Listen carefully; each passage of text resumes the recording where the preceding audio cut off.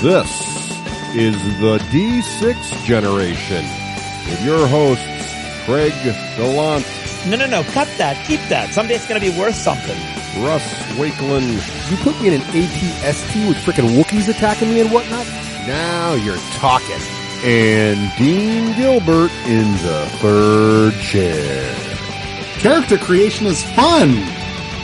With contributions from Total Fangirl Vampires do not sparkle. and our loyal listeners. Are you crazy?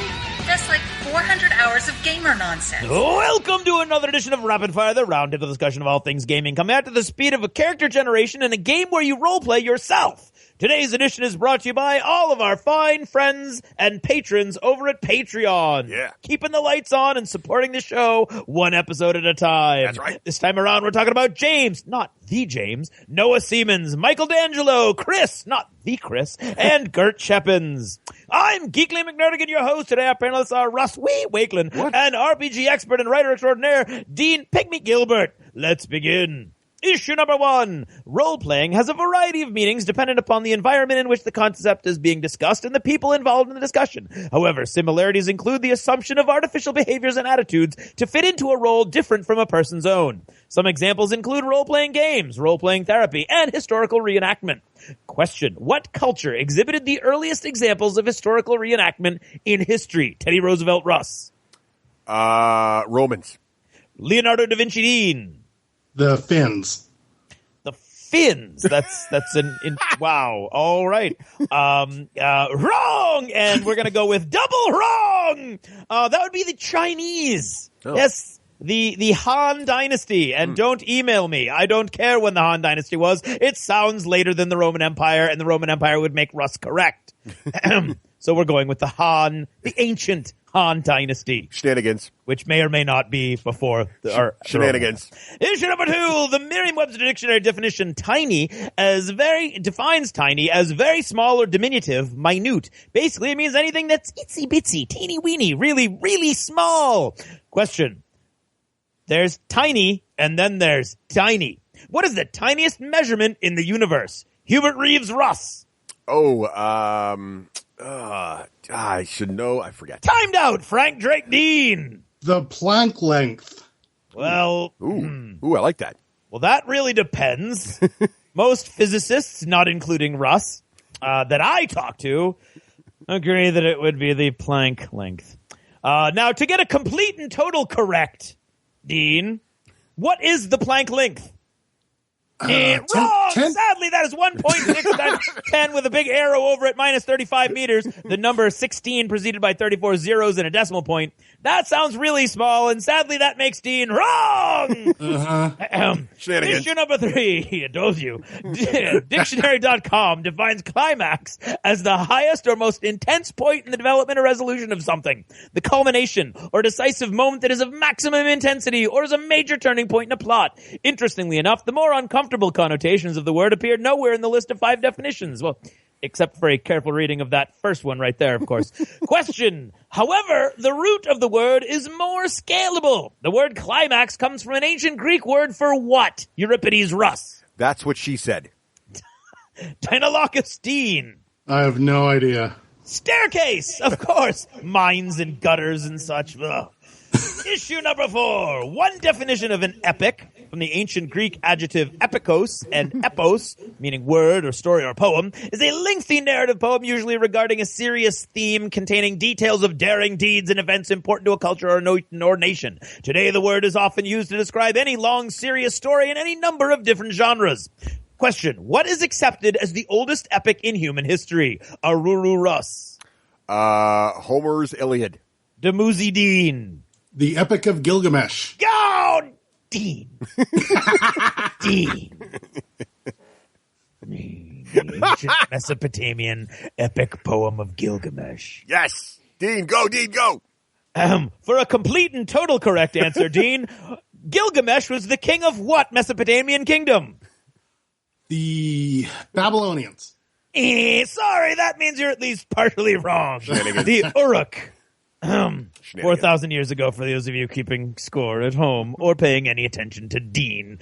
That's it for now. Thanks for listening and good night.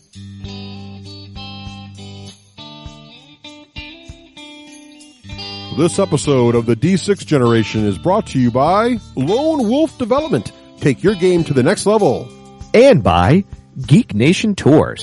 Rise up and join the Geek Nation, touring the world at geeknationtours.com. And by Audible. Try the service, get a free book, and support the show. All by visiting audibletrial.com/D6G. Hello!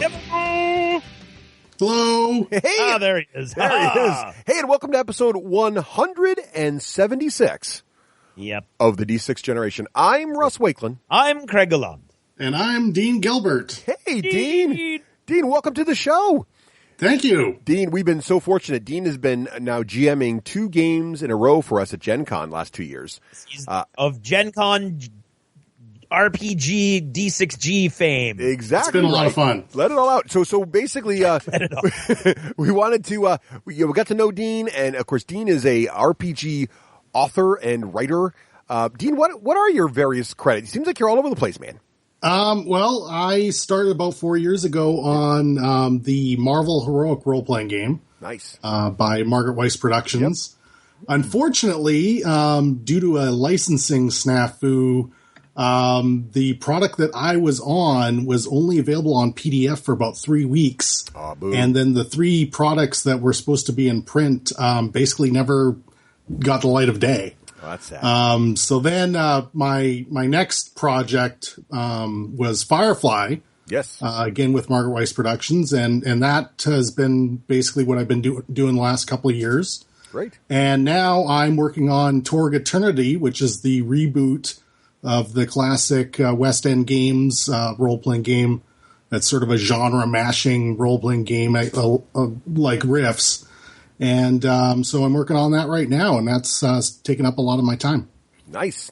Wow. So, of course, we're going to leverage Dean's RPG experience and talk about RPGs later this episode. And then also, we're going to review little tiny Epic Kingdoms there, I believe. Little tiny epic. Bit. We would like to say, we'd like to call it we galaxies. It's not kingdoms, you fool. Oh, yes, right. You small Tiny peen. Epic Galaxies, which Nice. different from kingdoms. We'll talk about that, Yes. some of those differences later in the episode. But first, we have business to take care of here. We First do. of all, there are the lost chapters. And Dean, do you remember we did catch you in Dunkin' Donuts, not Tim Hortons, and managed to get you out of that roach trap and into a real donut shop.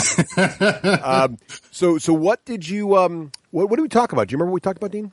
We talked about how to do a good climax for your adventures or campaigns. That's right, exactly right. Indeed, a lot of fun indeed. about that. Very few. We made it entendres. almost all the way to the end before the obvious jokes started to go. Yes, it was ugly. So if you want to hear Then it that, got ugly. Craig, what should people do if they want to hear that? And all Well, its really, the values? best way for the universe for you to get the lost chapters would be to become a patron over at patreon.com. So go over to patreon.com, look up the D6 Generation, watch our silly little video, and then drop in $2. Let's take a tip. $2 an episode will unlock all of the lost chapters for you that have ever existed, ever. Nice. So a great way to do that.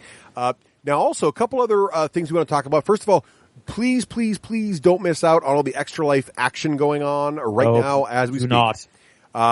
This is probably the last episode before Extra Life actually happens. So check that out. It's extra-life.org. A lot of great folks jumping in on the D6G team. We really, really appreciate that. So Nice. jump on in and give us a hand. Help out any way you can. Either participate yourself or pledge to support Craig or myself and help us help kids. That's really what it's all about. So 100%. Now, and as Steven suggested, why don't you email any of our emails and we will send you the link to the charity if you don't want to go look it up. if you can't remember, yes, exactly. So just put Extra Life address in the subject And we'll help line you and look we up. will send you a link. To do so. And speaking of Steven, it is now the second and final episode. We're going to talk about the big contest here Nice from segue. Stronghold Games. And Craig, do you remember what the rules, without changing them, because we're known to do that, without Do you changing remember? them, with Yes, no net, I do. please describe the contest With to win no cool loot. net. Yes. All right. What we're looking for is a short and pithy golden age of sci-fi bumper or advertisement for Space Cadets away missions, Stronghold games in general, or the D6 generation. So we're looking for that sort of Flash Gordon feel of like a 30-second spot that would advertise or be a cool bumper for our show or Space Cadets away missions or Stronghold games in general. Yep, that's right. And you will win a copy of Space Cadets away missions, which is... Except that this is this the second? So is it still ongoing? Is that contest still ongoing? It's wrapping up. This is the last chance, so get them in now. Okay, and then last chance. We will judge them in the following episode. So, yes. So we got our copy, Craig, and it is a great-looking game. You let me look at it. Oh, it's awesome. And I got not touch it, just look at it. No, just look. Don't touch the models. Yeah. Great stuff. Beautiful game. It's a basically co-op dungeon crawler. Awesome. If you like Golden Age sci-fi stuff, it's just right up your alley. And if you like dungeon crawlers like me, then it's a no-brainer. Plus, the models are fantastic, and there's little brains in jars. How can you go wrong? You can't go wrong with little brains in jars. You cannot go wrong. So please submit your entries for that. Thank you, everyone, for doing that as well. And now, what is it time for, Craig? Oh, God. Achievements in Gaming. It is indeed, and Achievements in Gaming is brought to you by all of our fine friends over at Patreon. Head on over there, check it out, and thank you to all of our great friends over there who make this show possible. Really appreciate it. Now it's time to talk about what we played. This sound you hear, it's not an error. It's not some random audio artifact. It is the achievement noise for all those Xbox fans out there, reminding you that whenever someone says something cool and worthy of note, they get one of these noises. Was that a hiccup? Does Widow Wuss have a hiccup? No. Okay, so guests first. Dean, what have you been playing lately, sir? Well, the last couple of weeks, I have been playtesting Torg Eternity. Ooh. And do you guys want me to give you a quick rundown on what that's all about? Yeah. So what is the... Now, of course, Torg is a older game that you're now bringing back, right? Yeah, basically through a whole bunch of buyouts and sellings and that sort of thing. About 5 years ago, a German company called Ulysses Spiel bought the IP for Torg, and now they're bringing it back, and it will be out next year. It's basically a reboot of the original game, which is a game where other realities are invading our own. And each of these realities has sort of a different genre feel. You have our reality, which is called Core Earth, which is sort of like what it's the reality you'd see in the movies. So like The Bourne Identity or Die Hard or even The Exorcist. Ooh, nice. That sort of cinematic kind of feel. You got the Living Land, which invaded North America. And that one is sort of Land of the Lost meets the Ten Commandments. Oh, cool. Alrighty. You basically have these lizard men who have incredible spiritual powers that are causing the United States and Canada all sorts of problems because in these realities, each reality determines what is allowed in its borders. And so you have differing technological levels, magical levels, spiritual levels, and social levels. And in the Living Land, pretty much anything beyond Stone Age just simply doesn't work. So if you try to fire a gun, it won't work. If you try to have a sailboat, it won't work. So the laws of physics change from area to area, basically. Yeah, well, sort of. I mean, it's kind of really kind of fuzzy, kind of why it happens, but it just does. Cool. And so anyways, so the especially the Americans in particular, because their military is so high tech and organized, the highest level of social organization in Living Land is a tribe. So if you talk about the country of the United States or Canada, somebody in this reality won't know what you're talking about. Oh, you have to say tribe. That's kind of cool. Do they have a lot of muskets, Dean? A lot of muskets. Well, they have muskets in other realities. Okay, good. Yes. Just check. Then you've got Isle, which is spelled Aysle, which invaded Britain and Scandinavia. And originally it was kind of your typical Dungeons and Dragons-like fantasy setting. But now we're bringing a little bit more of Game of Thrones feel into that. Neat. segment. So less high fantasy and more sort of gritty, dark fantasy. Yes. And that actually is sort of a theme through the whole reboot, is that there were a lot of silly things that went on in Torg before, like Lizardmen playing baseball and stuff like that. Oh. A lot of that is going to silly sort of about that? go away. Yeah. Oh. Yeah. Then we've got the Cyber Papacy, which is basically the Spanish Inquisition meets cyberpunk. Ooh, that sounds fun.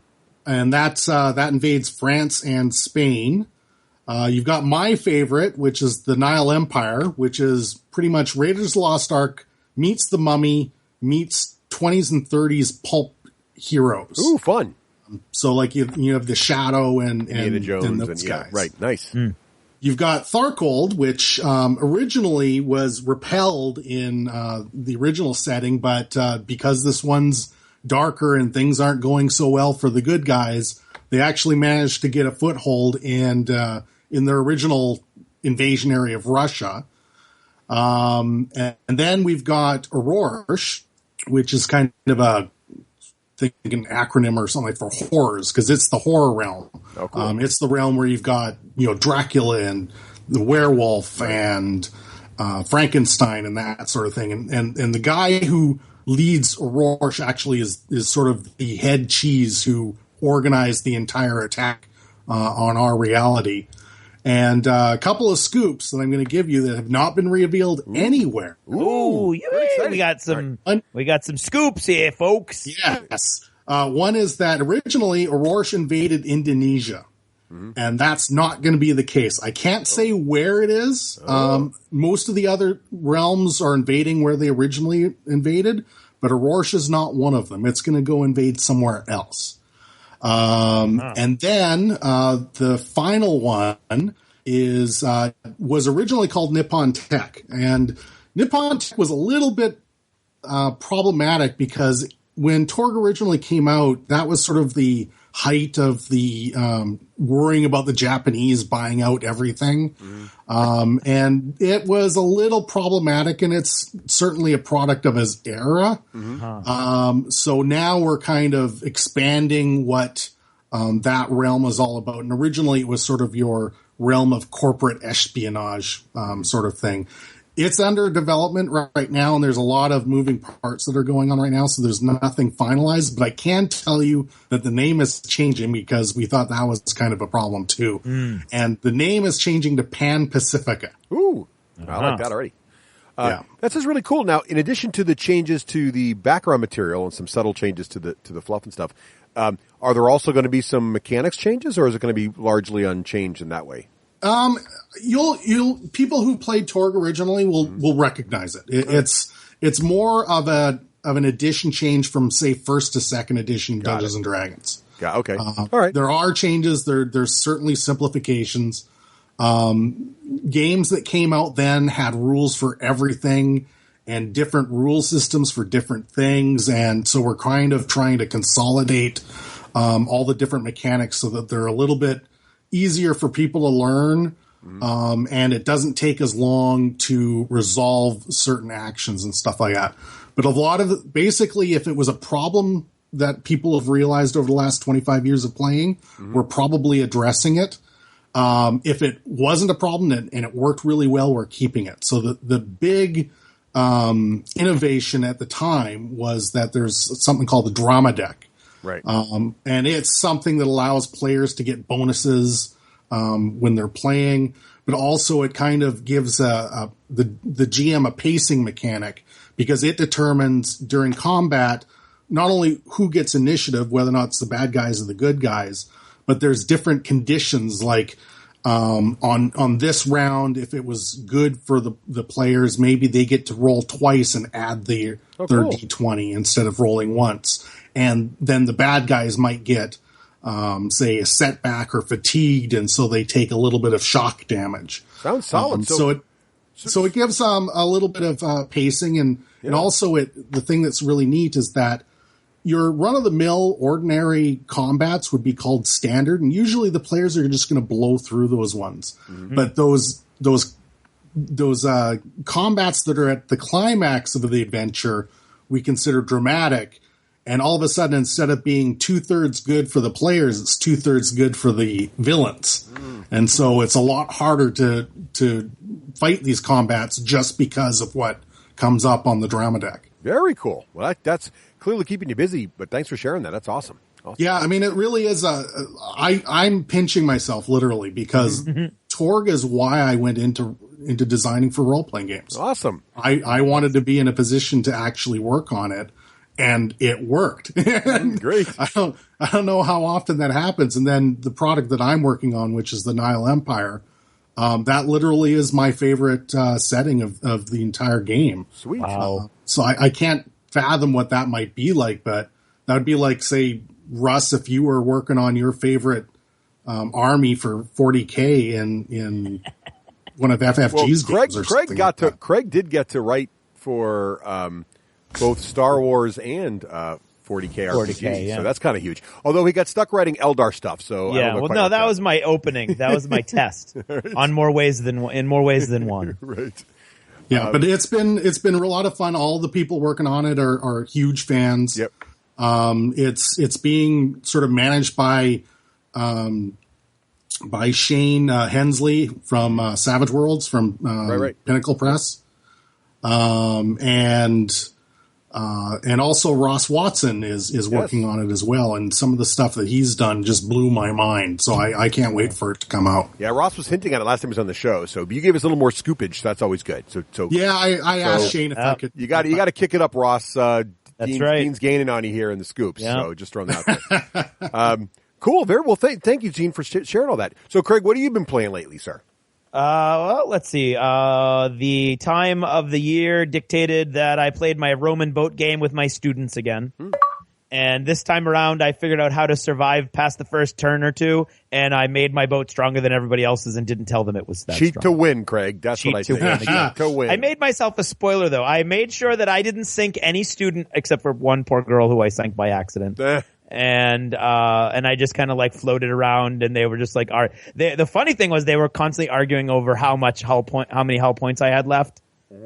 He can't have more than 2. Oh, between 1 and 3. But so that was fun. Played Werewolf. That we had a state testing again, so the kids that were left behind, we played Werewolf. I broke down finally, and I bought the Ultimate Werewolf game. You did. Stopped to buy, couldn't beat the $15. Can't beat Can't the go price. wrong with that. Yeah. Yeah, and Craig, is that the original one, or is that the one night version?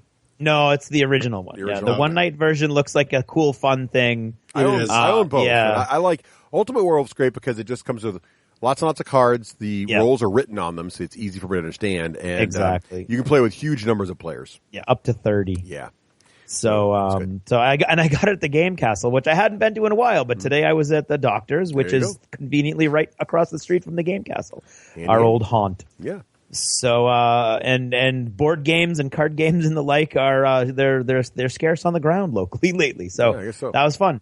I don't have a lot of time because of the play. So when I do swing by Millie's Tavern, which is where we're gaming again. I play short games, so I played Bang the Dice game twice. Yep. And I did get 4 games of Tiny Epic Galaxies in over the last 5 days. Excellent. So, and that has been a lot of fun, but we'll talk about that later in the show. Indeed. And that's me, Russ. What have you been up to? Well, I did. The rumor has it you were camping and playing D&D at the same time and got yourself sick. Yes. Well, I think I got sick from a convention I had to go to for work. But yes, I did go camping. I teased that I would be going camping and playing D&D. We did indeed do this, and it ended up being we had so much fun doing other things camping. So my niece and nephew had never been camping before. So, and I've scolded my brother for this now several times. But so my brother, his wife, and his 2 kids came along camping with us. We got one of these giant. It's a cabin, but it's not really. It's a cabin, but it's a cabin with nothing in it. So it's basically just beds. So there's no bathroom, nothing. So you're actually camping. You're just in a cabin. And got out there to the campfire thing. So we spent a lot more time actually doing camping activities. But when the evening came, we played D&D, and where I had paused my campaign last was right in about to have a battle in the inn. So we got to play out a battle in the inn. Now we're in a cabin. The lights are generally out. There's one small table, but not big enough to game around. So everybody's basically lying in their bed playing. And Now, where were you again? A campground. Where? Which one? In Littleton, New Hampshire, a little KOA up there. Oh, cool. And one of my favorites actually is right along the Pemmy River up there. Beautiful, beautiful area. And so I have this app on my phone. I'm looking up now to make sure I get the right name that I really like. I do use Realmworks for managing the campaign, and I had my laptop with me for all that, so it was great because I knew what was going on. But then for the battle itself, all I had to do was break up my iPhone, and I have this fantastic app that I love called Game Master, and it's on iOS, and it is awesome because you can set up your campaign in there. You basically put all the heroes in there, and then you can set up encounters, and you can download kind of like the way Army Builder works. You can download all the monster packs for D&D 5th edition right into this thing. And so you can have the encounter ready to go. And basically it does the initiative for you. It does the dice rolling for you. So I'm sitting there in bed just holding my phone going, okay, the assassin's about to attack. It's who's got initiative. Okay, Oriana, my daughter's character. It's your turn. And she yells from her bed, okay, I'm going to cast a spell. And she tells the spell and I do the roll. Okay, you hit them. And she's got the dice up there and you hear little dice bouncing on their beds. So it's on the hard part of their bed. So it was really great. We had a really blast with the battle and it was fun. So, highly recommend doing camping Dungeons and Dragons. We had a lot of fun with that. Cool. Then I played some Dark Moon. So Dark Moon, Craig, this is another game that our friends at Stronghold Games sent us a copy, but actually, which I was drooling on and couldn't wait to play. And then our friend Adam picked up a copy at Gen Con as well, and he hadn't had a chance to play it yet. So we got a chance at Millie's to play it.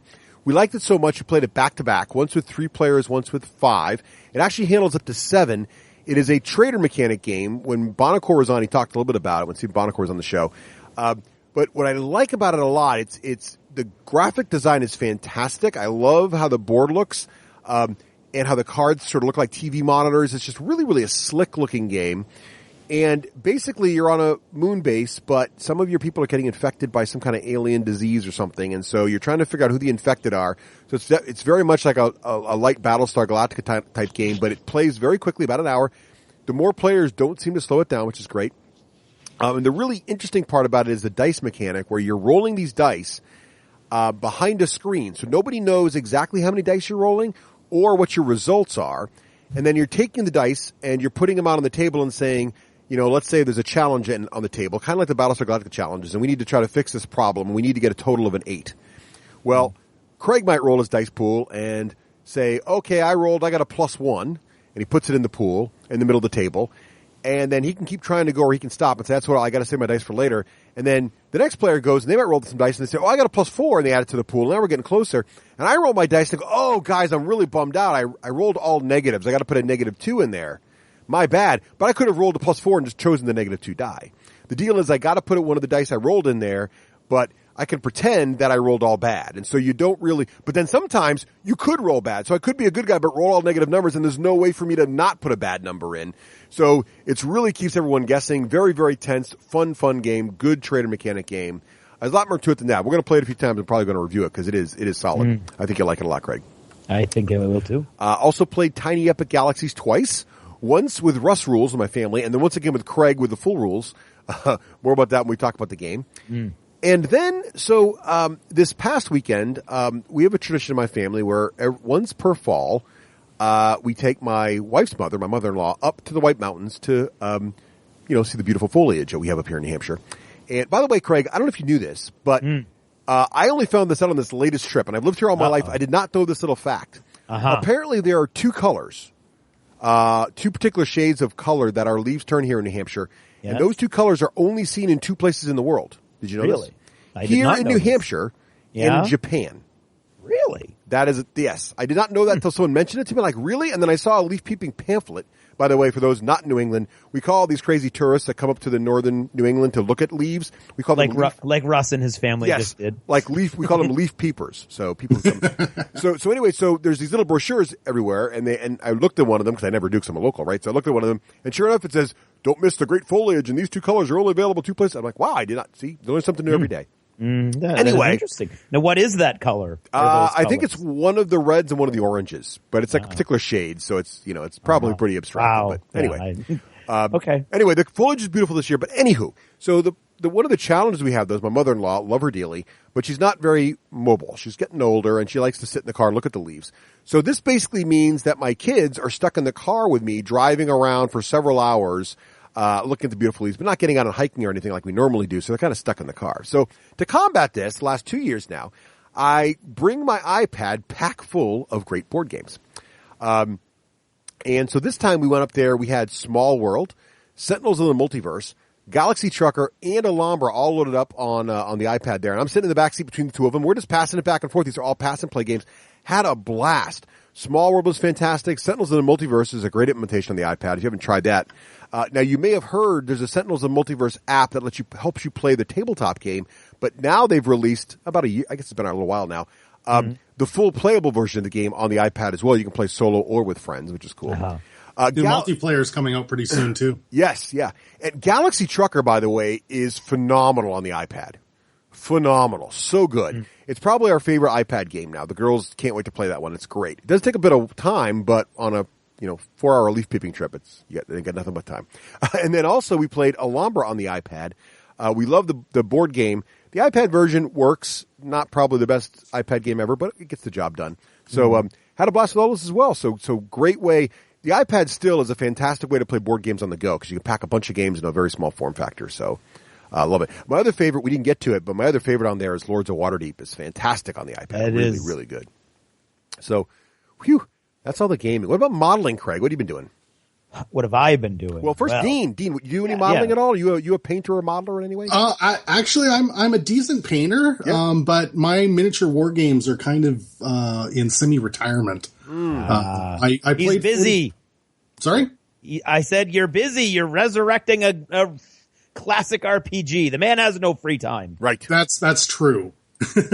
But yeah, I used to play 40K, and I've got various War Machine and Dystopian Wars and Flames of War armies and various small completion statuses. But yeah, also mostly I play with my son, and he's still only 7 years old. So I've tried playing a couple of these games with him a little bit, sort of, me being both sides, and he gets to choose where he's going, and that hasn't really worked out very well. So I think we're just going to leave that for a couple of years. Oh, it makes sense. You Yeah. got to pace yourself. Things go in waves. Yep. All right. Well, Craig, how about you? What have you been painting up? Okay. Well, I finished my 69 zombies and 20 survivors. Nice. So that's a lot of zombies and a lot of survivors. And then all of a sudden, for no particular reason I could identify, I went, you know what? Frostgrave is awesome. I want to jump back in on that. And so I painted 14 soldiers and a new wizard and a new apprentice for a Frostgrave warband that maybe someday I'll be able to play with on all my cool terrain that I finished. And right now there's a new Nick starter that'll probably be still going when you hear this. And the Nick starter, of course, is Nick Ayers. North Star Miniatures is the retailer, or not retailer, but they're the publisher for all this stuff that Osprey's rules go with. And instead of using Kickstarter, they do their own thing, and it's much more immediate satisfaction because I jumped in and I'm getting that cool Thaw of the Lich Lord supplement, which comes with a whole campaign, and that's coming with a whole new wave of miniatures, including a new hard plastic bad guy soldier set. And so I jumped in on that, and for £35, which I believe is like roughly $50, I'm getting a whole bunch of stuff. And then it works just like a Kickstarter in that if he makes X amount of money, he throws in one of these for free. If he makes this much money. So right now it's getting like a free metal guy with a giant 2-handed hammer and a free sprue of the original plastic soldiers that I haven't even seen yet available in the US, and a free resin terrain piece. So it's a really cool way to like pick this stuff up early, and then it ships in November, at the beginning of November. So it's kind of like the best of both worlds, pre-ordering and Kickstartering. So I painted up those, and then I wanted to get a bunch of these monsters I have painted. So I've been in the process of painting giant rats, skeletons, bears, boars, a werewolf, a vampire, an ice troll, an ice worm, and a frost giant. Nice. So I've been painting up a lot in my free time. Yeah. What about you, Russ? Well, not as much as I'd like. However, I did get back to Halo a little bit and got all the rest of the cruisers built, both for Covenant and for the humans.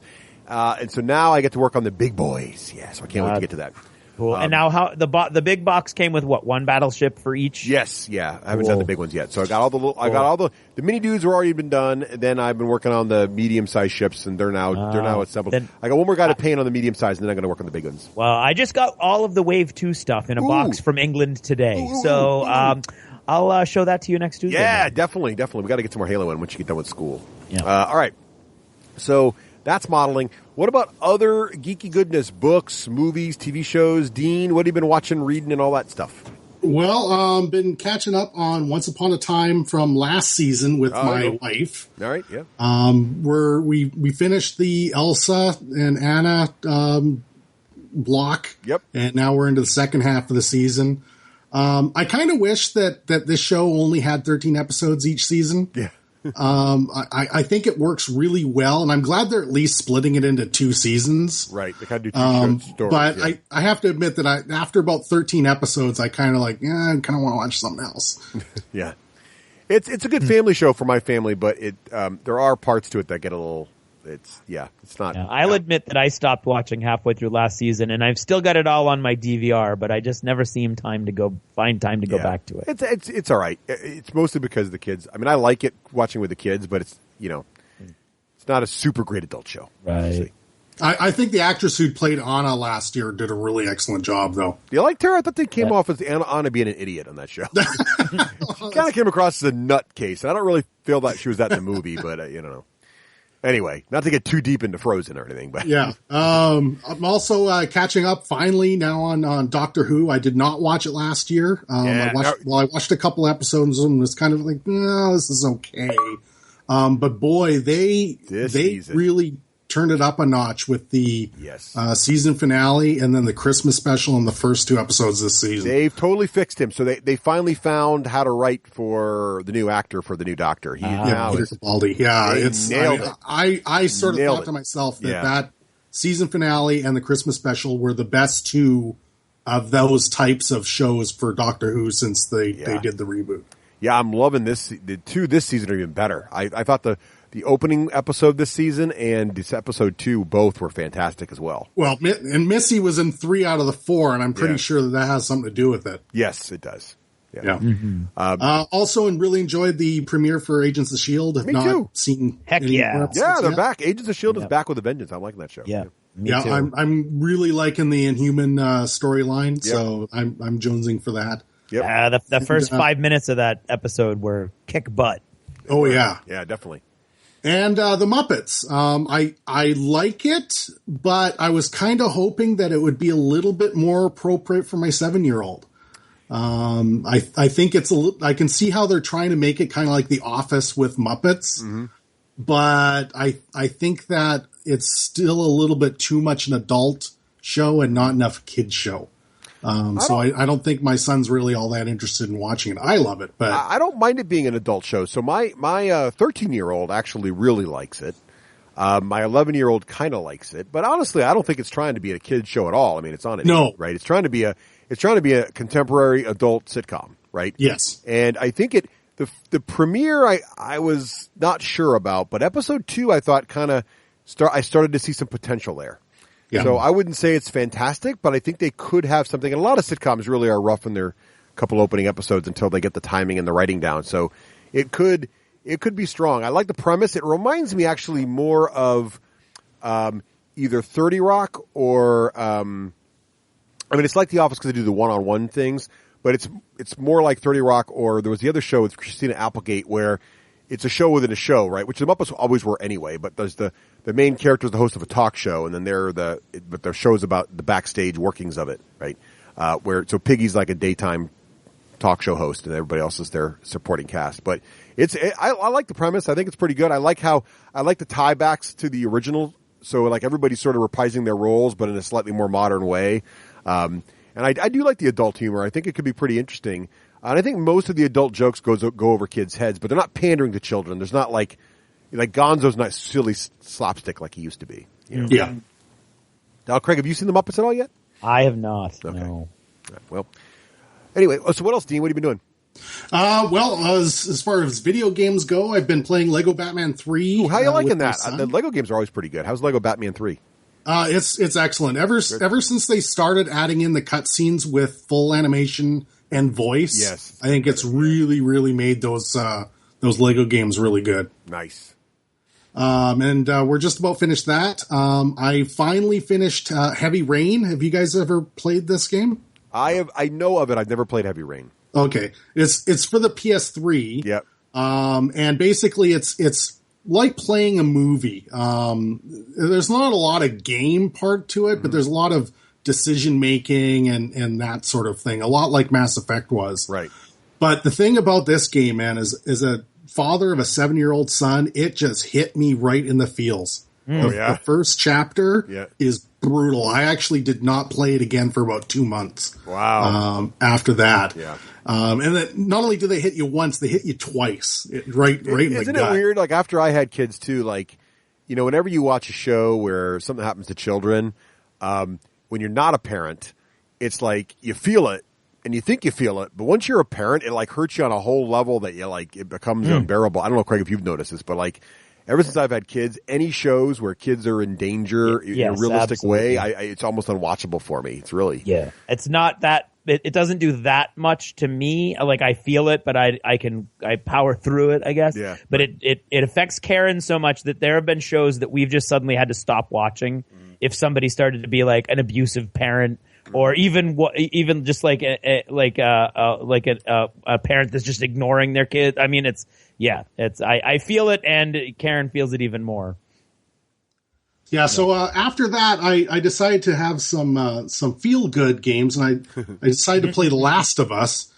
Is that that sounds like a feel good game. Not really.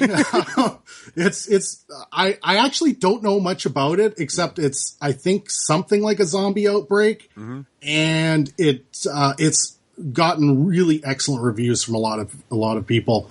Again, it started off brutal, and actually I decided that I should come up with a unit of how badly something feels when you play it, and call it a heavy rain. Oh, I see. And I would put the start of Last of Us as 0.7 heavy rain. Well, yeah, I haven't started that again, but I've been kind of busy lately. Nothing says good feelings like a nice zombie apocalypse. Yeah. And the other one that I play a lot of right now is World of Warships. Yeah, so World of Warships is like World of Tanks, right? But with warships, right? With ships. It's weird that it works that way. Yeah.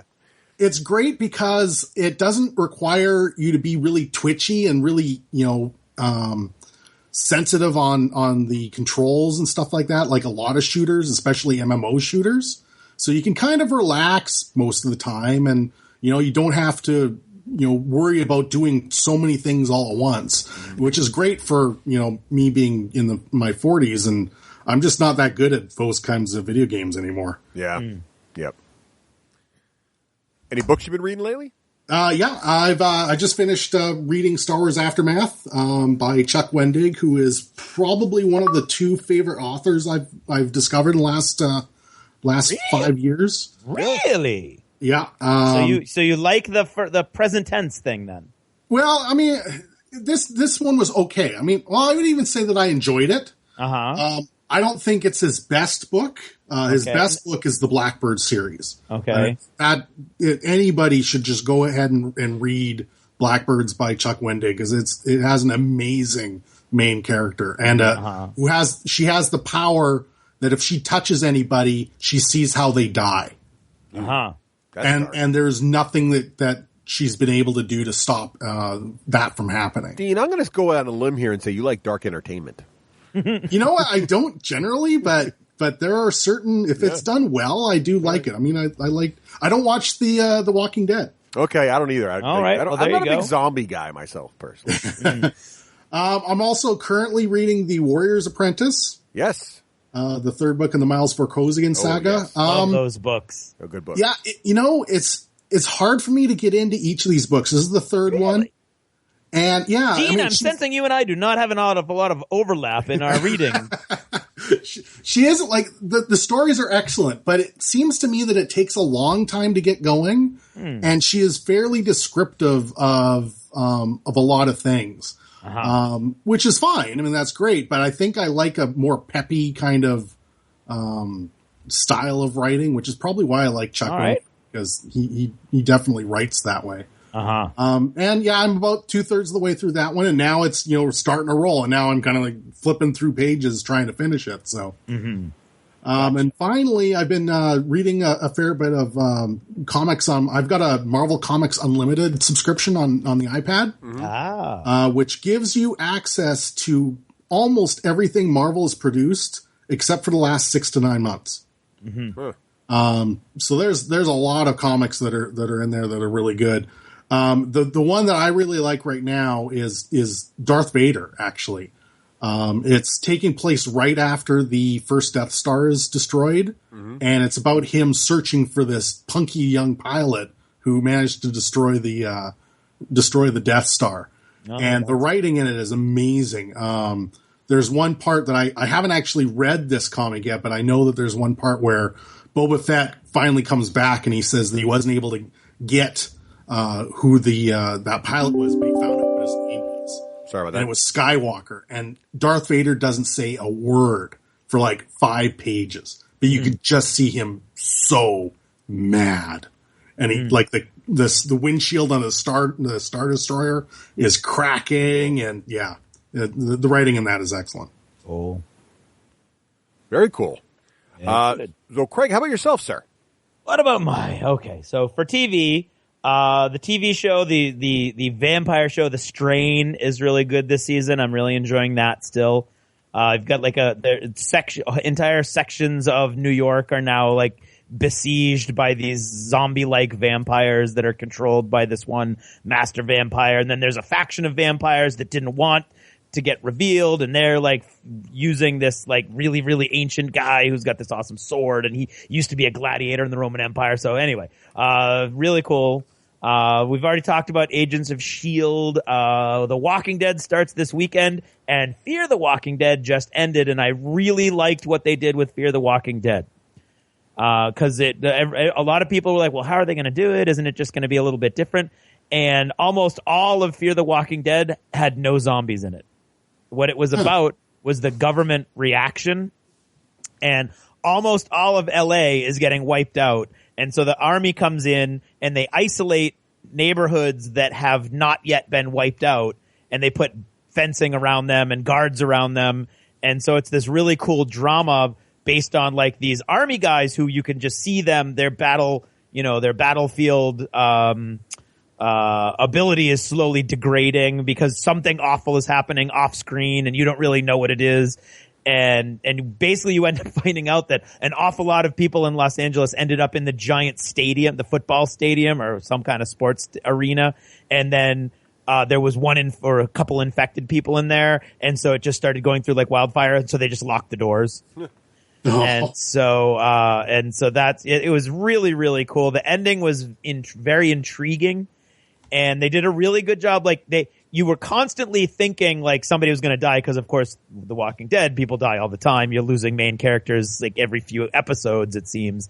So this was only a 6-episode arc. So you're constantly like, oh geez, what's going to happen? And they just do a really good job of like making you feel like everybody's in constant danger. And then just when you think like, oh, maybe this is going to be different. No, it's not different.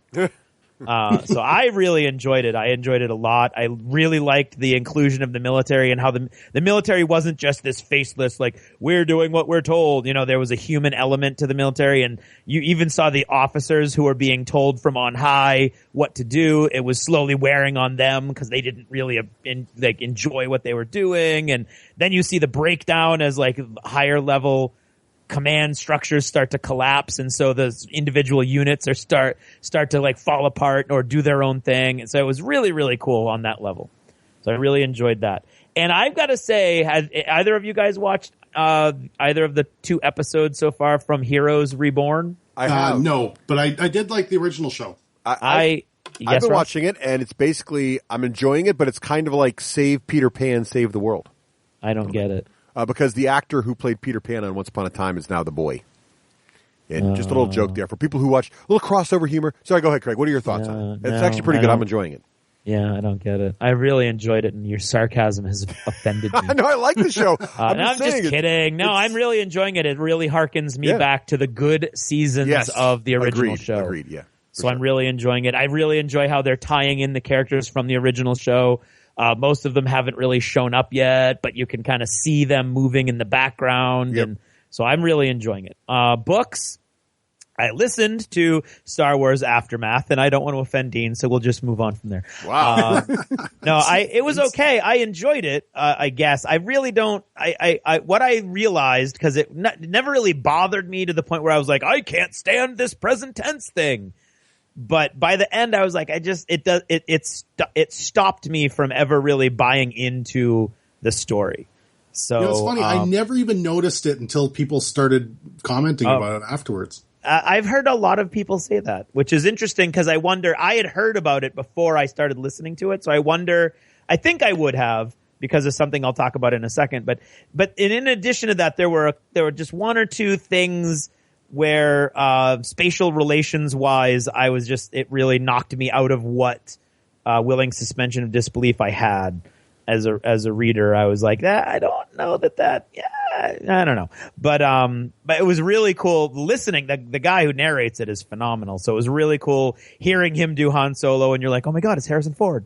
And, all this, it's a fully realized audio production. So you've got all the special effects and the music. So it was really cool listening to. On Russ's recommendation, I went and started listening to Blood of Elves. Ooh, what'd you think? Now, I'm confused by your bullet points. Isn't Blood of Elves book 1? It is, but there's a prequel book. Okay, I'm okay with it. I'm okay with a prequel book. The Last Wish, and isn't that an anthology? It's a bunch of short stories, but they are referenced.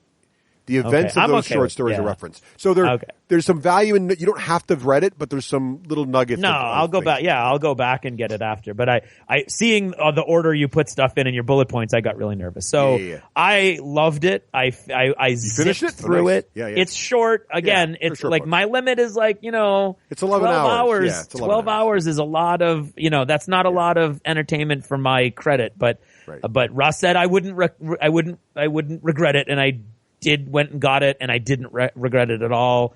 The narrator is awesome. Yes. And do you feel like you're listening to Owen? Because I feel like I do. I've said that. I actually tweeted that. He's definitely Welsh, and I feel like Owen is reading me a book. It's awesome. Yeah, I think Owen should be doing some narration. Owen needs to be. I know he is fantastic. He's also a good voice actor, so he's great at switching the voices around. Exactly. Yeah. So I was loving that. I love the names. I love the story. I love the way it's all structured. Interesting side point, and this is how I know that I don't like the present tense writing. The opening scene of Blood of Elves is written in present tense. I didn't even notice that either. And no, you wouldn't. I don't think you would notice it, because I think now that I think back, I think I've read books where a section of it, like a dream or a battle, is in present tense. Right. Usually at the beginning. And I don't think I ever really noticed it just as, okay, that's an affectation. It's a device they're using. But like, I got really nervous and more physically uncomfortable as that opening battle scene progressed until it ended. There was a pause, chapter 1. And then he goes on and I'm like, oh, thank God it's in normal third person past tense. So that was interesting. I was recently a longtime listener and Patreon supporter. Ray Greenlee has started his own career of narration on Audible. Yeah. And he sent me a couple books, the Atomic Sea series by Jack Connor.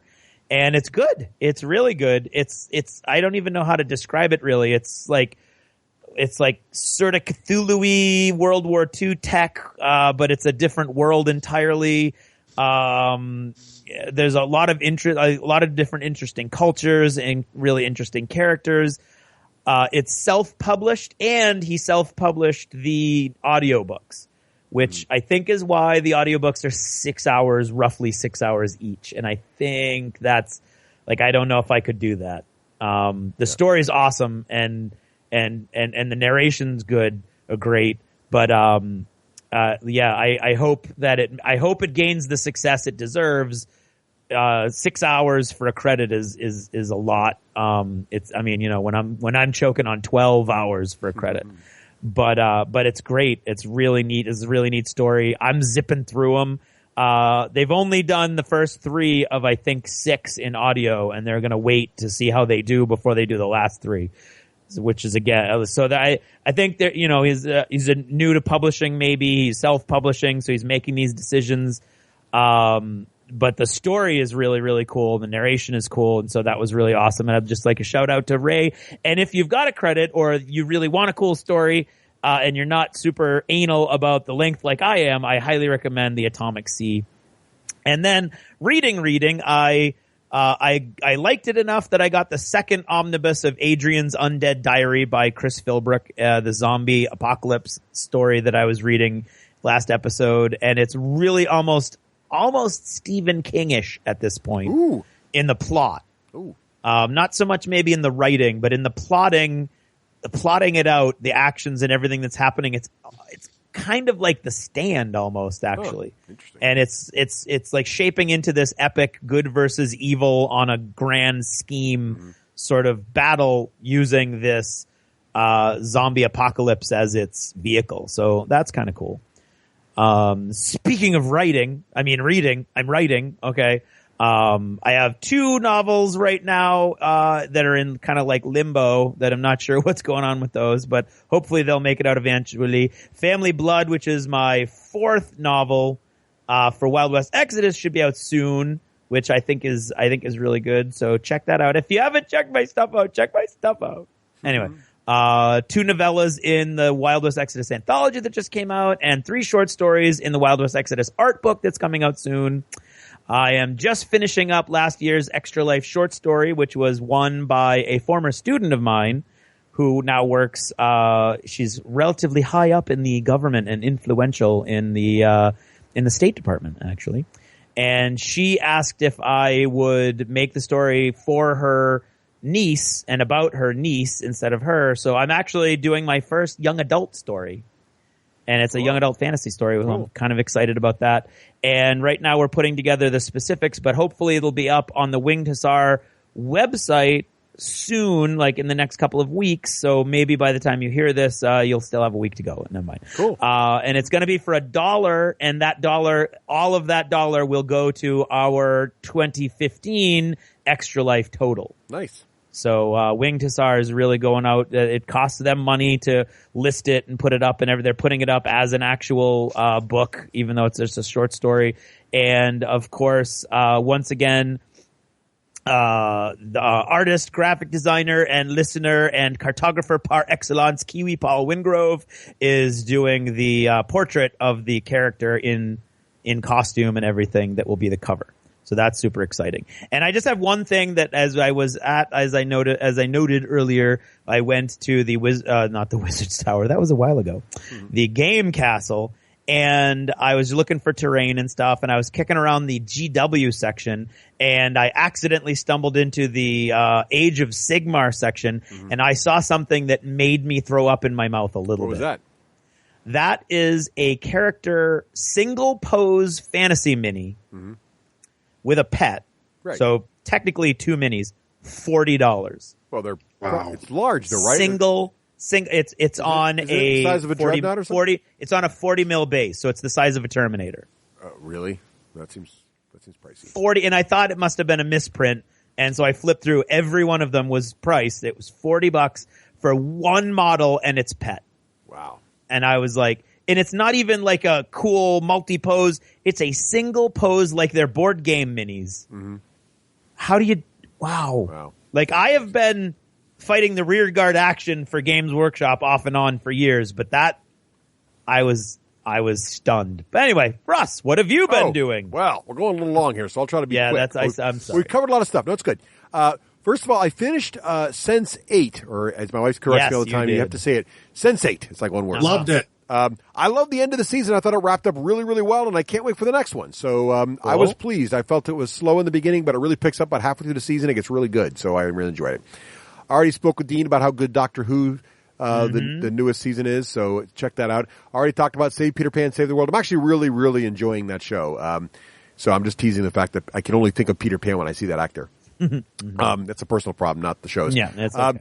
Once Upon a Time, I am a bit worried about the Black Swan situation. I don't know if the actress that plays Emma can pull this off. She's always been my least favorite actress on the show.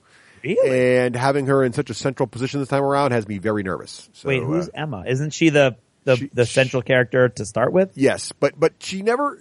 Yes, but she's not as often in the main. It's weird how they work with her. Okay. But anyway, now she's like the main villain, and the key to a good story is having a good villain. The smartest thing they did was making Rumpelstiltskin like the internal conscience of the Dark One in her head. Yeah. Spoiler alert, but if you've already been kept up the show, you're fine. So it's kind of, that part actually is great because I love him. He's a fantastic actor and he's great. So hopefully that'll work out. But yeah, I'm a little nervous about her. Talked about the Muppets already. Oh, I'm finally getting near the end of The Witcher 3, the video game. Yep. I am absolutely loving the ending of it. There's the Battle of Carmoran, which is not really a spoiler, but it was awesome. Oh my God, it was so good. Video game's great. Also, speaking of video games, Star Wars Battlefront, the latest edition, the beta just dropped today. Got a chance to download it on my Xbox One and play it for like 15 minutes with my daughter before I had to record tonight. And oh my God, was it awesome. I mean, flying the snowspeeder around the walkers with everybody on the board being a human playing was kind of insane. That might be what gets me to get an Xbox One. Oh, dude. Well, you can play it on, I think PS4 has it too, but you can see in the sky, like the Star Destroyers are in the atmosphere floating overhead, and you can actually see the TIE fighters launching out of them, and they're piloted by players. So the TIE fighters are flying down. There's, it's just insanity. And then you're like trying to capture bases so that Y-Wings do a bombing run. And this is just one of the many, many battlefields. The beta doesn't have them all, obviously, but wow, good stuff. Graphics are insanity, really, too. So it's available on PC, PS4, and Xbox One. So you can choose your poison, but I liked it. For reading, so Craig, we already talked about The Witcher a little bit. I'm now in the third book of the Witcher saga, which is Baptism by Fire. Now, I'm getting to be a problem here, Craig, because story's still awesome, narrator's fantastic, writing's still fantastic. I'm loving where the story's going. It's awesome. He does something, too, in his books, Craig, that I think you might – I'm not sure how you'll like or not, but he does this thing where when characters start to tell a story, it then jumps out and actually he plays out the story like you're there. You know, it's almost like you just cut out, and I missed. I missed your big spoiler. No, it's not a spoiler. So when it's just a thing he does, which I don't know if I'm interested to see if you like it or not. What he'll do is like when a character's telling a story, like someone says, like, so how did you know of this battle that was going to commence? Well, back when I was in town, I ran into, and then all of a sudden it just cuts, and now that scene plays out, right? Yes, that was that kid when that happened.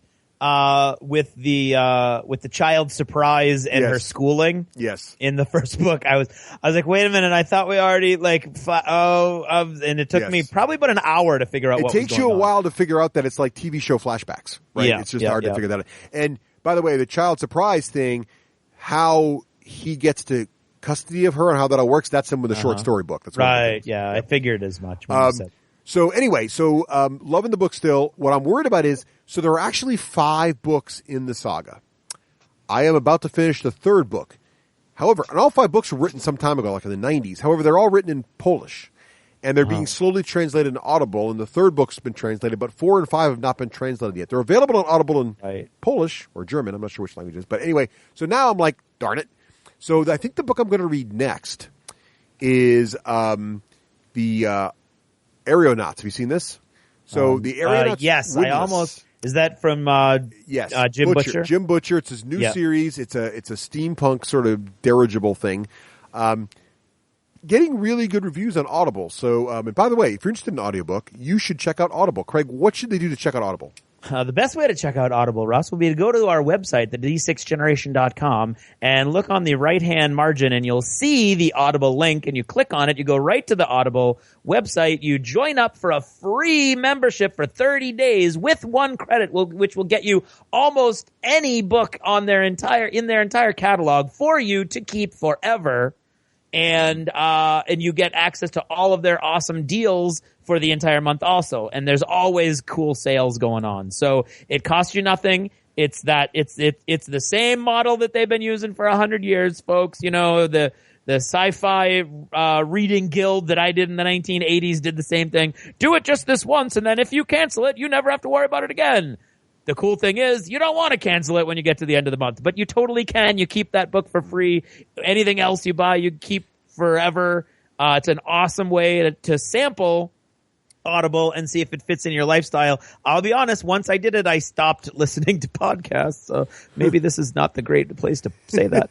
And I have driven around for hours on trips I didn't need to take, on errands I didn't need to run, just so I could listen to whatever I was listening to.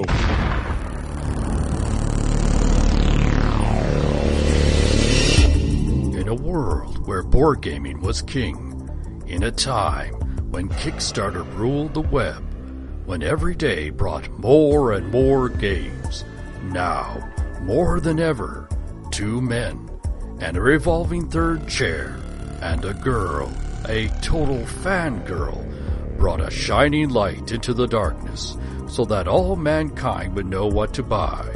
They are the D6 generation.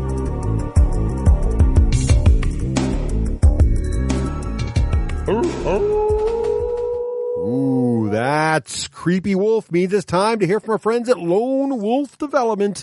That's the folks right. that make our favorite software for all of our gaming needs over there at Lone Wolf Development here. Games like, or software like Hero Lab for cranking out your heroes in your favorite role-playing game system. And don't forget the awesome iPad app for Pathfinder players. Oh, man, that is so cool. And, of course, the one that started it all for them and for Craig and I, Army Builder, right? A fantastic way to beat it. You really can't. And then my personal favorite, now, it actually has eclipsed my love of Army Builder, and that, of course, is Realmworks. You know, I just started doing a campaign now with my daughters just themselves. I've been running, my campaign with my niece, nephew, my daughters, and my brother with Realmworks. And that campaign, I do a lot of forethought, I do a lot of planning, and I use Realmworks to interlock the whole world together. With this new game, we're playing it off the cuff. And what I'm finding is Realmworks is fantastic for off-the-cuff stuff. So I'm just inventing people's names. They're flying along here. I'm deciding to put a desert over here and a thing over there as we're going along. And they're like, well, is there a tavern? I'm like, yeah, it's the Misty Mule Tavern. I type it right into Realmworks. There you go. And then it's there forever. For me. So next time I'm like, oh yes. So you know, last time you left the game, you decided to stay over in the Misty Mule Tavern, and there it is. And now maybe the Misty Mule Tavern becomes a big centerpiece of the campaign, or it's just a footnote. But there it is, captured forever right there in Realmworks. I'm loving this. They just did a huge update now to make it easier for HTML. So pretty soon you're going to be able to see, because you can flag in Realmworks, when players learn information. So when you create a place or a thing or a sword or a town or a inn, you can put a little description box there of what everybody knows.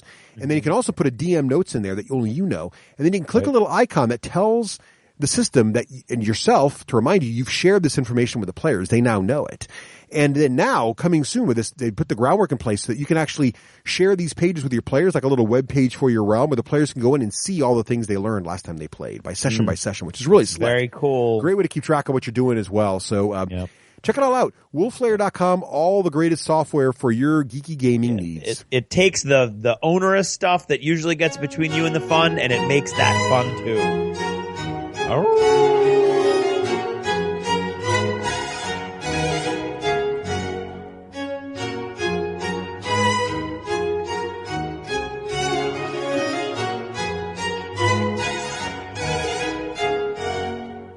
And now, in an attempt to bring a small amount of dignity and decorum to this otherwise base form of entertainment, and I use the term loosely, I am proud to present... Oh, get on with it. It's time for App of the Ep.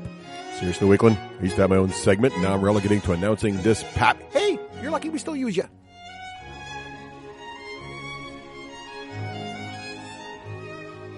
Hey, and welcome back to another App of the Ep. This time around, I want to talk about DLC for particularly one of my favorite games on Xbox One lately, which is The Witcher 3. Now, I know DLC for a AAA title is probably not really an app, but I like to talk about Xbox games once in a while, and I really have to say The Witcher 3 has really captured my imagination, both in the video game as well as the novels. Really just a fantastic universe I've just really fallen in love with. And I got the expansion recently. It's called Hearts of Stone. It just came out October 13th. It's a $10 expansion for the game. And it's interesting to me because I was really excited about the expansion for Dragon Age Inquisition, but I haven't played it yet because I've been distracted by The Witcher so long. I solved The Witcher's main story, and what happens is the expansion takes place just before. It's sort of a side tale that's tangential to the main story. And when you finish the main story, the game sort of rewinds right before the very, very final events, and you can finish off all the side quests you want. This is just another side quest universe you can jump into. Now, it does require your characters to be level 32 which is really the level you end at, roughly, in the main game. And there's an option in the Heart of Stone expansion, which is pretty cool, where you can start off instantly with a specialized version of Geralt that's already at level 32. So if you don't have a level 32 Geralt and you want to try this out, you can. Or you can continue with your character from the main game if you're at level 32 as well and do this side stuff. But what makes this expansion work is that so much of what makes The Witcher 3 great, yes, the main story is fantastic. Yes, it has a great ending. Yes, all the characters are cool. But the side quests are just as cool and deep and rich in The Witcher as many of the main quest stories in most other games. And so having another whole 10 or so hours, roughly, that's what they say on the label here for Hearts of Stone, of this great content is awesome. And they don't spare the horses here. They actually introduce a lot of cool new things in here. So first of all, not only is there another great compelling story they basically open up a little northern section of the land to go explore. So new areas, new towns, new groups of bad guys to fight. So it does feel like it works really well because it feels like, after the end of the game, assuming Geralt doesn't die, no spoilers, at the end of the game, you go off and, this could just easily be an adventure that Geralt continues on doing. It doesn't really touch into or tie into the main game in any way. It's fully a side story. But that said, as soon as it kicks off, you're engaged in a long multi-quest adventure. That really is cool because the quest lists in Witcher actually are different colors for Hearts of Stone quests, and you really feel like you're in a whole new mini game or expansion. So that works really, really well. The new bad guys are cool. The new organizations involved are cool. There's even some new variants and monsters I hadn't seen before, which are great. Some tough fights too. I'd kind of over leveled near the end of the main game and didn't really have any challenging battles near the end. That's okay because I did a lot of the side quests, got all leveled up. That's kind of how I play RPGs, and was happy to see in Hearts of Stone is all of a sudden I was fighting guys that were my level and they were a tough fight. And I had to start relying on tactics and be a little more strategic and really fall back and really think things through. So it's kind of nice to be facing a challenge again in the game as well. But I'm just really liking the story. The other thing that did great was they've actually introduced several new mechanics and elements. They've introduced some people from a far off land, so there's some mystery there. And then they've also introduced this idea of rune words, rune binding, I think to call it. And it's just a great new mechanic that impacts your weapons as well as your armor. You can now add runestone slots to your weapons and armor. And then when you get 3 of them on there, you can actually do rune words, which replace the powers of the rune slots with whole new crazy cool powers. And it's just really another level of the game. Really, really expensive to do this stuff. It's kind of a way you can use all those things. Near the end of the main game, you're sort of swimming in money, you're swimming in resources, you're kind of like, there's no challenge anymore. And this adds a whole nice level of challenge. And all of a sudden there's places you really want to invest your money in, things you want to do. And, it's really, really compelling. Those same great moral quests and moral problems you're seeing in The Witcher. And really, I think it just comes down to the writing in the expansion is just as good. And the character development is just as cool. And really, that's what makes The Witcher great. And the gameplay and the combat is re-engaging you again because all of a sudden your level 35 guy actually has a tough time fighting some of these monsters and you gotta go rely back on your spells and some of your tricks to get through them. So really great stuff. I'm loving it. There's new treasure hunts as well, all new gear to find. So it's like the game rebooted. And one of the things I don't really know the answer to, and if you're out there, you're a listener, and you're in love with The Witcher, maybe you can help me. I don't know why The Witcher doesn't get boring to me. Most of these other games, these open world games, after a while, it sort of feels repetitive, but I think it's the storytelling. I think it's the investigation. So one minute you're investigating a crime scene and using your Witcher senses to understand where the bodies were moved to and who might have done the murder and what happened here. And then in the next one, you're just in a real big old brawl with multiple people. It's almost like a mini war. And then the next one, you're on the trail of a really nasty monster and you have to brew your potions just right to take it on. And then the next one, you're investigating a dungeon. It's just the missions aren't ever the same. So I don't know. I'm finding it really compelling. I'm really enjoying the DLC. If you like The Witcher, you will not be disappointed in Hearts of Stone. Just pick it up immediately. And if you've taken a break from it for a while, grab Hearts of Stone and jump back into the Witcher's universe.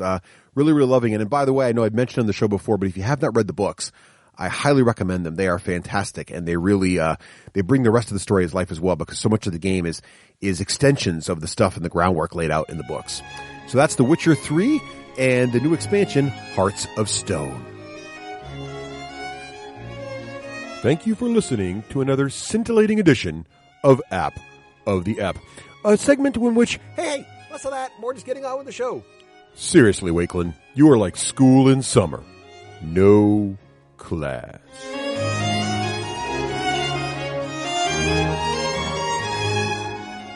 Hey guys, so welcome back. And while we thought we had Dean here, who We thought we had him here. Did he leave? Dean, you still here? Well, we thought while we had Dean. Oh, good. Is this good. really? This is how this is going to go? Yes, it is. It's good. See, for listeners who aren't aware, Craig is ill this evening. And when Craig is ill, he gets a little grumpy. And for listeners who aren't aware, Russ is ill this evening, and when Russ gets ill, he gets kind of like Mickey Mouse. And I also like to poke the bear. So the bear poking may occur this evening. But Craig, don't let me step on your intro, Let the bear poking commence. That sounds dirty. Please introduce. That sounds like Caligula-esque. Anyway, this so Dean is here, Yes, and we thought, since he did such a great job for the last 2 years at Gen Con with really awesome role-playing systems that, well, the first one, of course, Firefly, that we knew about, and then Yes. oh, there you go, proof positive. See? That we that he had kind of like shifted himself with the Guardians of the Galaxy. It would be really cool to talk about role-playing systems and products that most people aren't aware of, as we usually aren't aware of the things that he reveals to us. So, without further ado, Russ did not come up with a witty name for this particular segment. So, great but lesser known role-playing games, part 1, go. Right. So, yeah, Dean, so what would you recommend for these games? And everybody knows about Pathfinder and Dungeons and Dragons and a lot of others. What are some of the ones you say that most folks don't know exist or get played little but should be taken or which don't at all use a D20? That too. Well, I'm going to start with one that uses a D20. Oh, you're gone. Bad segment. Who do we have in the bullpen? It's pretty much the go-to game that I play with my friends every week. And that is 13th Age. Wow. It's done by Pelgrane Press. Mm-hmm. This game came out about 2 or 3 years ago, I think. It was during the playtest period for D&D Next. Yeah. And we had basically said, okay, 4th edition's going away. We don't want to do the playtesting because my group doesn't really like playtesting that much. But so what we did was we looked at something else, and I came across 13th Age. And what this is it's designed by one of the lead designers of 3rd edition, Jonathan Tweet, and one of the designers on 4th edition, Rob Heinzu. And basically it was the game that they would play themselves. This is the game they played for their weekly game. Oh, cool. And the way I look at it is that it's 4th edition D&D without the annoying fiddly bits. Ah, interesting. And this appealed. Now, I just want to back up a little quick because Sure. I think this is interesting to jump into. So first, for listeners who don't know, and from achievements you probably do, Dean is a avid RPG player. Dean, how often do you play RPGs? And writer. Also, yeah. We try to play once a week, but usually the rule is that we play every week that we can, but when we hit 3 weeks, we take a break. So I'm curious, with someone who's passionate about RPGs as yourself, and obviously a D&D player who kind of just decided, well, 4th, wasn't really a cup of tea, and 5th's coming out, and I don't feel like playtesting it. Why didn't you go the Pathfinder route? Why did 13th Age kind of draw you in? Oh, okay. Well, basically, and there's nothing wrong with Pathfinder 3rd edition, but when 4th edition when it just was announced, just before it was announced, I was getting really tired of how long it was taking combats to do in the higher levels for 3rd edition. Yep. And it was really, there's a lot of complex stuff that was going on that I was getting frustrated with. Right. So I was actually going to go back to 2nd edition. Got it. So you weren't one of those 3rd edition lovers who was disappointed in 4th. You were more like, 4th's not everything I wanted, but 3rd's not really what I want to be either. And Pathfinder's big thing is, hey, it's 3rd edition, sort of. Right. Right. Yeah. So basically, 4th edition, 13th Age, basically it takes a lot of the rules from 4th edition. Like the classes superficially are sort of more similar to 4th edition D&D than say D&D Next, or 5th edition. But it it doesn't quite go over to the standardized, or at wills, encounters, daily powers for every single class. Right. All the classes have their own sort of feel. Like the spellcasters do sort of still follow that, but for the fighters, for example, they still get their attacks. They don't have daily powers or anything like that, but each class has their own special shtick. And fighters have what are called flexible attacks. Yeah. And what this does, and this applies to other parts of the system, is that the D20 rolls isn't just to hit. It can determine whether or not special effects happen. And so as a fighter, you would roll to hit, and you would have a flexible attack that may be on a natural even miss, you get to do one effect. Or a natural odd hit, you get to do another effect. Oh, cool. Or, on a roll of 1 to 5, you get to do another thing. And that sort of thing. And this, it sort of speeds things up because you're never really having to think about what you were going to do ahead of time. You roll the die, you see what you can do now, which might only be 1 or 2 choices. Very cool. That sounds really neat. So yeah. Did it, and since you play it still to this day, almost weekly, clearly, you're digging it, right? So it's got the flexibility to do all the kinds of grand adventures that other fantasy RPGs has, but it has that nice, flexible, easy to play system. You can jump right in and go. Yeah, and it's kind of ironic because 5th edition D&D is practically what, if you'd asked me 3 years ago, what you wanted. Yeah, that's what I wanted. I mean, it really is. If 13th Age didn't exist, I would totally be playing 5th edition, right? And loving it. The one thing that I would not do with 13th Age is if you're looking for playing your classic D&D feel, like dungeon crawling or having to worry about resources and stuff like that, I would not go that way for 13th Age. It still is very much the sort of set piece battles that 4th edition has. It just does them better, I think. 13th Age, out of any D20 fantasy system, I think actually does the epic levels the best. Right. Last year we finished an epic tier campaign, and it was almost as fast running epic level combats as it was at first level, which was amazing because I don't think any of the other D&D systems can really do that. There's something that breaks, it seems. Either the combats get atrociously long, or you have too many save or die effects, which I think is a problem that 3rd edition has a lot of, especially at the high levels. Cool. Have to check that out. And now is 13th Age available enough that anybody can just grab it at their local game store? Or is it something you gotta... you might have to special order it. Yeah. Chances are your game store won't carry it. But it's available in PDF in distribution. So cool. It shouldn't be too hard. But the thing that I really like about it is that it there's not very much prep time involved. All the monsters are very compact in their stat blocks. Oh, nice. I like that too. And they're pretty varied, and they really emphasize this flexible D20 system for getting their effects. Yeah. And actually, their bestiary is probably the best monster manual I've read. Ooh. And I'm really impressed with the 5th edition monster manual. But I think that anybody wanting, even if you're looking at 5th edition, or if you're playing D&D, I would still look at the bestiary because there's some really great story ideas. I was going to ask you, is it flexible enough and gives you enough ideas where you could look at this and get ideas for your other RPG campaigns as well? Yes, and actually, 13th Age is sort of a game that I think does really well when there's not a lot of If you want the players to be involved in developing your campaign in your game, it gives a lot of narrative power to the players. Like, for instance, they get backgrounds instead of skills. So instead of having like perception or something like that, you get your pluses to your attribute rolls come from being the mage from the second circle of Axis, the capital city, or something like that. Or if it was a spy, it'd be 007 or something like that. So it's sort of a lot more flexible, and the players can actually make up, background, in the campaign from the choices that they make for their backgrounds.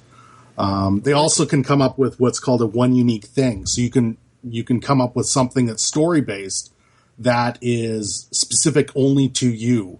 And one guy I think had something to the effect of that he was the only halfling paladin in the world, or he was fated to change the 13th age to the 14th age or something like that. Cool. And so now the DM's kind of going, well, okay, how do I get that into the campaign? Right.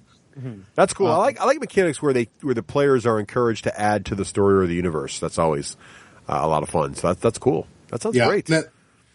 Sorry, go ahead. No, I was just saying that sounds great. That sounds like a good one. Check that one out. And the final thing that they have, and admittedly, this is a mechanic that I have a little bit of a problem trying to use because I'm still pretty old school when it comes to playing D&D. There's a lot of baggage, so to speak, that I have to keep in mind with some of these newer mechanics. But 13th Age has what are called icon relationships, and it's you get points 1 to 3 on a relationship with one of the 13 icons in the setting. 13th Age does come with its own little setting, but it's not a very detailed one, just enough to get you some hooks. But basically, you are connected in some way, for good or ill, with one of the 13 major powers. And they're not gods, but they might be very powerful, like the Archmage or the Lich King or the Emperor or the Priestess. And there's these powerful individuals and their factions. That and what you can do, and this is the part, like I said, I'm having a little bit of a problem myself of coming up with, is that you roll the dice, and if you roll a 5 or a 6 at the beginning of the session, then parts of that session will involve that icon and that player. And so you can theoretically come up with a very bare bones adventure with, coming up with a couple of combats, a couple of the combatants, and maybe they're goblins and orcs, but you don't know exactly who the antagonists actually are, whether or not these are orcs that are actually associated with the Orc Lord, or if they're minions of the 3, which are the 3 gargantuan dragons that are still alive in the world. And so you can actually, start a game with very little prep time. Well, very cool. Very cool.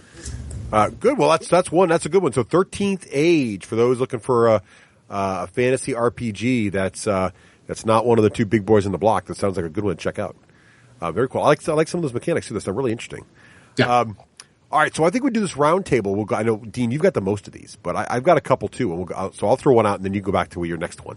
So why don't you do Dresden Files, because Fate sort of will dovetail into Cortex Plus. So when Dresden Files, the RPG, came out a few years ago, I got really excited about this because, one, I like Dresden Files. Me too. But two, I had not played a game with the Fate system before. So to me, it was like, ooh, if you never tried it, it's new to you. But what I really liked was the character creation and world creation system in this one. Mm-hmm. And I don't know if other RPGs work this way. If there's others that do this, and Dean, you can tell me because you've got a much broader experience than I do. But one of the things that really appealed to me was you actually collaborate with the players when you create your world. So the DM doesn't just sit down and say, I think we'll play a Dresden File campaign, and I think we'll be in Portland, Maine, or something. Instead, what happens is the DM and the players sit down together, and you're supposed to collaborate. So the DM might say, I don't know, let's try, what do people want to play in? And one of the players might be, well, let's do Boston. Okay, Boston. So what's the big antagonist in Boston? Another player might say vampires. You're like, okay, well, vampires in Boston, that's a problem. And you go around and you kind of build up these things, and all of a sudden, before you know it, so your first session is really creating your characters and sort of setting up these things. And by the time that session's done, you've all together come up with this really cool idea and a bunch of plot ideas and a bunch of leads. And I really liked that concept. Dean, have you played Dresden Files? I've played some Fate. I've played some Fate. I do have the Dresden Files game. Yep. I just have never played it, and largely that's because my players don't really buy into that sort of want the players collaborative build. Yeah, and so they're very old school. They sit down, wait to what the DM sort of shows them as far as the adventure, the campaign setting, and that's not bad. It's just they've been gaming since '85 as well. Right. Well, I like it because it's kind of like improv, right? So role playing in general is sort of improv, right? Because the DM throws a situation out there, the players do something the DM doesn't expect. He or she's got to adapt, but this is even more of that. But you do have the option with the game to sort of not immediately play after that. So, a lot of times you do RPGs, right? You reserve one session just for creating characters, and then there's a follow-up session where you actually do your first, actual playing. And so with Dresden, you can do something similar where the players collaboratively build the world with the GM, and then we'll take a break, and the next session will start. Maybe the GM is sort of, dotted the I's, crossed the T's, and connected some stuff together. So it's a little more cohesive there if you want to go that route. But it's a very evocative world. There's two books, two very thick hardcover books. There's the sort of the rules and mechanics, and then there is also the sort of the monster, their equivalent of the monster manual, the bestiary. My favorite part about this book is that the way it is laid out and written, Dean, is if you're a Dresden fanatic, you'll really like this because there's little notes in the corners from Harry. So like it's being written by the one werewolf guy there. That's his buddy. I forget his name now. It's totally drawn a blank. And so it's kind of like the joke is they do role play. Harry Dresden does play RPGs from time to time in the books. And so the idea is this one of his friends who he plays RPGs with happens to be a werewolf is like, I'm going to write this RPG about the real world, but no one's going to believe all these things exist. They're going to think it's just an RPG. And so once in a while, Harry will write in the corner and say, don't put this in here. It's too realistic, like about a creature. Or there's actually, if you've read the Dresden files, there are actually beast monkeys that fling flaming poo demons. And they've got them in the book. And Harry's like, no one's going to believe this is real. Right? So it's very cute. That kind of stuff's really a lot of fun. So, if you're a Dresden fan, this has been out a while now. I don't know if you can still find it pretty affordably around because I know unfortunately, it wasn't a huge hit. But if you do see these books affordably lying around, I would recommend picking them up because they are, A, it's a really interesting RPG, and B, a lot of great meat in there for Dresden fans to just digest. And actually, they just came out with a new meaty supplement called the Paranet Papers. I guess it is doing well then. So who knew? So that's my first recommendation is the Dresden Files. Craig, what do you got? I got nothing. All right. So back to you, What Dean. I do have is I missed out on it, but a lot of the local guys for Rafe's birthday got together, and that's the weekend we all went to King Richard's Fair. Right. And they played The End of the World by Fantasy Flight Games, which is an intriguing game, and I wish I had been able to play because I'm just looking at the character sheet right now. Basically, ultimately, I believe they're planning on having 4 different books, and one's Zombie Apocalypse, one's the Gods, the Rise of the Gods, one's the Rise of the Machines, and one's in Aliens from Outer Space Invasions. And basically, the world's ending in one of these various ways, and you play yourself. Yeah. So what happens is everybody's around the table, and they all kind of use this sheet, and it's there's 2 physical traits, 2 mental traits, and 2 social traits. One's usually used for being offensive or acting, and one's used for defending yourself or like withstanding something. And you judge yourself based on all those, and then everybody around the table gets to vote on what you chose, which I think would be a very intriguing thing to do. I'm not sensing any buy-in from Russ on this, so I'll just move on and say, "Hey, Dean, what's your next one?" No, I thought that was cool. I would like to try that. No, you weren't. I got nothing. You were a big blank wall. What did you think of that one, Dean? There were no verbal suggestions that it was interesting to you, that you were going to go roll with it. No, I'm fine. Let's move on. He's not Dean, you were going to talk about the Cortex system how it interacts with the Feet system, which is also very similar to the Fudge system. Yes. One of the funny things about Cortex Plus in the development of the early games is that a lot of the people who worked on the Dresden Files worked on one of the games, Leverage. Oh, cool. So there is a lot of I'd say that in a lot of cases they're cousin games, in that some of the elements are pretty similar, and I'll sort of mention a few of those when we go through. But Cortex Plus is there was an old system called Cortex that Margaret Weiss Productions came out, and they started with the Serenity role-playing game back in 2005. And this was sort of it's not really second edition, but it was sort of taking that system and adding a lot more narrative elements to the game. And what Cortex Plus is, it's more of a language for making role-playing games. It's got a basic system, but all the elements of the mechanics kind of get dials turned to emphasize different parts of the IP, because usually what Margaret Weis Productions has been doing is been basing these on other products like Smallville and Leverage and Marvel Comics and Firefly. Right. Yeah. And there's sort of three different flavors. There's Dramatic, which they based the Smallville role-playing game system on, which is really good if you want to play that sort of high school, everybody's kind of, not necessarily against each other, but they're friends most of the time. And you can have, for example, Lex Luthor in the Smallville role-playing game is a player character. And so you can actually, be messing around with some of these other players. Wow. Then you've got the action system, which was originally done for Leverage, and then later for Firefly, and I'll go into that in a bit. And then Heroic, which was done for the Marvel Heroic role-playing game system. Unfortunately, Smallville and Marvel Heroic role-playing are out of print now, so it's pretty tough to get those ones. But Leverage and Firefly are still in print. Yeah. Basically, the core mechanic of Cortex Plus games, and mainly Cortex Action, I'll talk about now, is that it uses polyhedral dice, and you generate a dice pool. So you're adding dice that represent different traits that represent your character. So you would normally add 2 trait dice, and then what's called a distinction, and then you roll all the 3 dice or more. Usually there's other ways that you can add dice to your pool, and then you add the highest 2.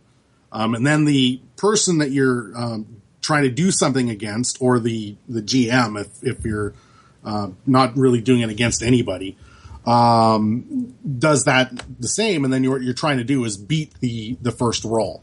That's called raising the stakes. And you've got things like triggers that can modify the rules, and you've got plot points, which allow you to add extra dice to your total. So if you roll 3 dice, and you want to add 3 dice instead of 2 dice, then you can spend a plot point and do that. And the way you get plot points is you intentionally make things harder for you. So there's these traits called distinctions that maybe would be like, I get frustrated when I roll poorly. If you were like in a role-playing game, Cortex Plus system or something like that. And normally that would give you a D8 to add to your dice pool. But if you take instead of a D4, you get a plot point. And it's important to get these plot points because later on it pretty much can guarantee that you'll succeed when you actually want to. Or give you the chance when you probably wouldn't succeed any other way, like with us. Yes. And the interesting thing about the Cortex Plus games is that there's not really a big gear section. What a lot of these items that are important for succeeding, like weapons or stuff like that, are called assets. And usually the way you get an asset is you spend a plot point. And now after you spend a plot point, you get a D6 that you can now add to your dice pool whenever it's appropriate. That only lasts for a scene unless you spend another plot point to make it extend for the entire adventure. And then the opposite of those are complications. And what complications are pretty important in Leverage and Firefly because they can represent things going wrong for your characters that isn't you getting hurt. Right. And that's, I think, one of the key innovative mechanics for the Cortex Plus is that a lot of it's not you getting hurt, it's your life getting more complicated. And what ends up happening is that the GM can add these complications to his or her die pool when that's appropriate. So if you have a complication, can't really come up with one that at this point. I'm remembering what you did at Gen Con. We played because if I'm not mistaken, we played your flavor of Guardians of the Galaxy, it was sort of adapted from this system, right? So yes. So when something would happen, like we would say, we're going to attempt to dress like officers to sneak into the enemy compound, right? And first thing we try to do is disable the security system, and let's say we didn't do a very good job of that. You'd be like, well, the security system's still active, so that's a plot. That's a complication, and you put a sticky right in the middle of the table, and you had color coded them for good complications and bad complications. So maybe we had really good disguises, so that was in our favor. But now that the security system was still up, that was against us, right? Right. Now this is really, really, really cool because then anytime we did something, both the GM and the players looking out there going, what should I add to my pool for this? And you just had to sort of justify why the fact that we had good disguises would be helping me out in this situation versus like if you're in a gunfight and you're like, well, because I'm disguised so well, the enemy might choose to shoot the wrong person, and the DM's like, well, okay, sure, I'll buy it, and gives them an extra die, whatever. So it's that kind of stuff which is really, really cool. But then things can happen that will, like you can spend actions to remove complications, right, when you get plot points. You can be like, well, I'm going to spend one of plot points to have the security system start to fail or whatever, that kind of thing. Yeah, because what can happen is complications can happen spontaneously. Right. Anytime you roll a 1, that die doesn't count anymore, and I get to create a complication, but in exchange for that, I give you a plot point. Right. So it's a very cinematic feeling. I really like this because you feel like it's like one of the situations where, like in Star Wars, where you're in the detention block. A, the bad guys then call you on the phone. B, now they know you're there. C, you got an escape route, but it's into the trash compactor. D, it just gets worse and worse. Like this day, it's getting worse and worse. And so you have that feeling of like, oh no, and then things get better, and then it just gets worse. So it gives you very much that sort of roller coaster ride of sort of of moments of great triumph, and then all of a sudden everything just seems to crashing down around you. And it's a really neat mechanic, and I haven't really seen much other mechanics like that in other RPGs. So it's really cool. I love the way that everybody seems like you have a say in the way the story goes overall. Right. So I like the way it's a really it kind of brings everybody together, like you're all telling the story. Yeah, exactly. And one of the things that's neat about each of these different the games is that the traits are named to bring out the flavor of that property. For example, in Smallville, because things are dramatic, the 2 dice that you roll represent your values. So, love or duty or glory or something like that. And your relationships with one of the other characters. In Marvel Heroic Role-Playing, the 2 traits you add, it's a little bit different, but it's your affiliation. So are you really good on your own? Are you really good as a buddy like Spider-Man is? Or are you best on a team like, say, Cyclops is? And then in Leverage was it was one of the first Cortex Plus ones, so it originally has a lot of more classic kind of D&D style attributes, and then it has your role. So Leverage, and it just occurred to me we didn't actually say what this was because a lot of people probably don't know, is that it was a TV that is on Netflix, I think, 5 seasons, and what it's about is a group of former criminals who get together and do jobs that normally would be considered criminal if they got caught, but they do it for people who are down on their luck. Like if there's a mega corporation that has done some nefarious, experimentation on something and has impacted somebody's life savings or something like that. Right. And so what these criminals do is try to rectify that for the little guy. Right. It provides that little guy leverage is basically what it is. Right.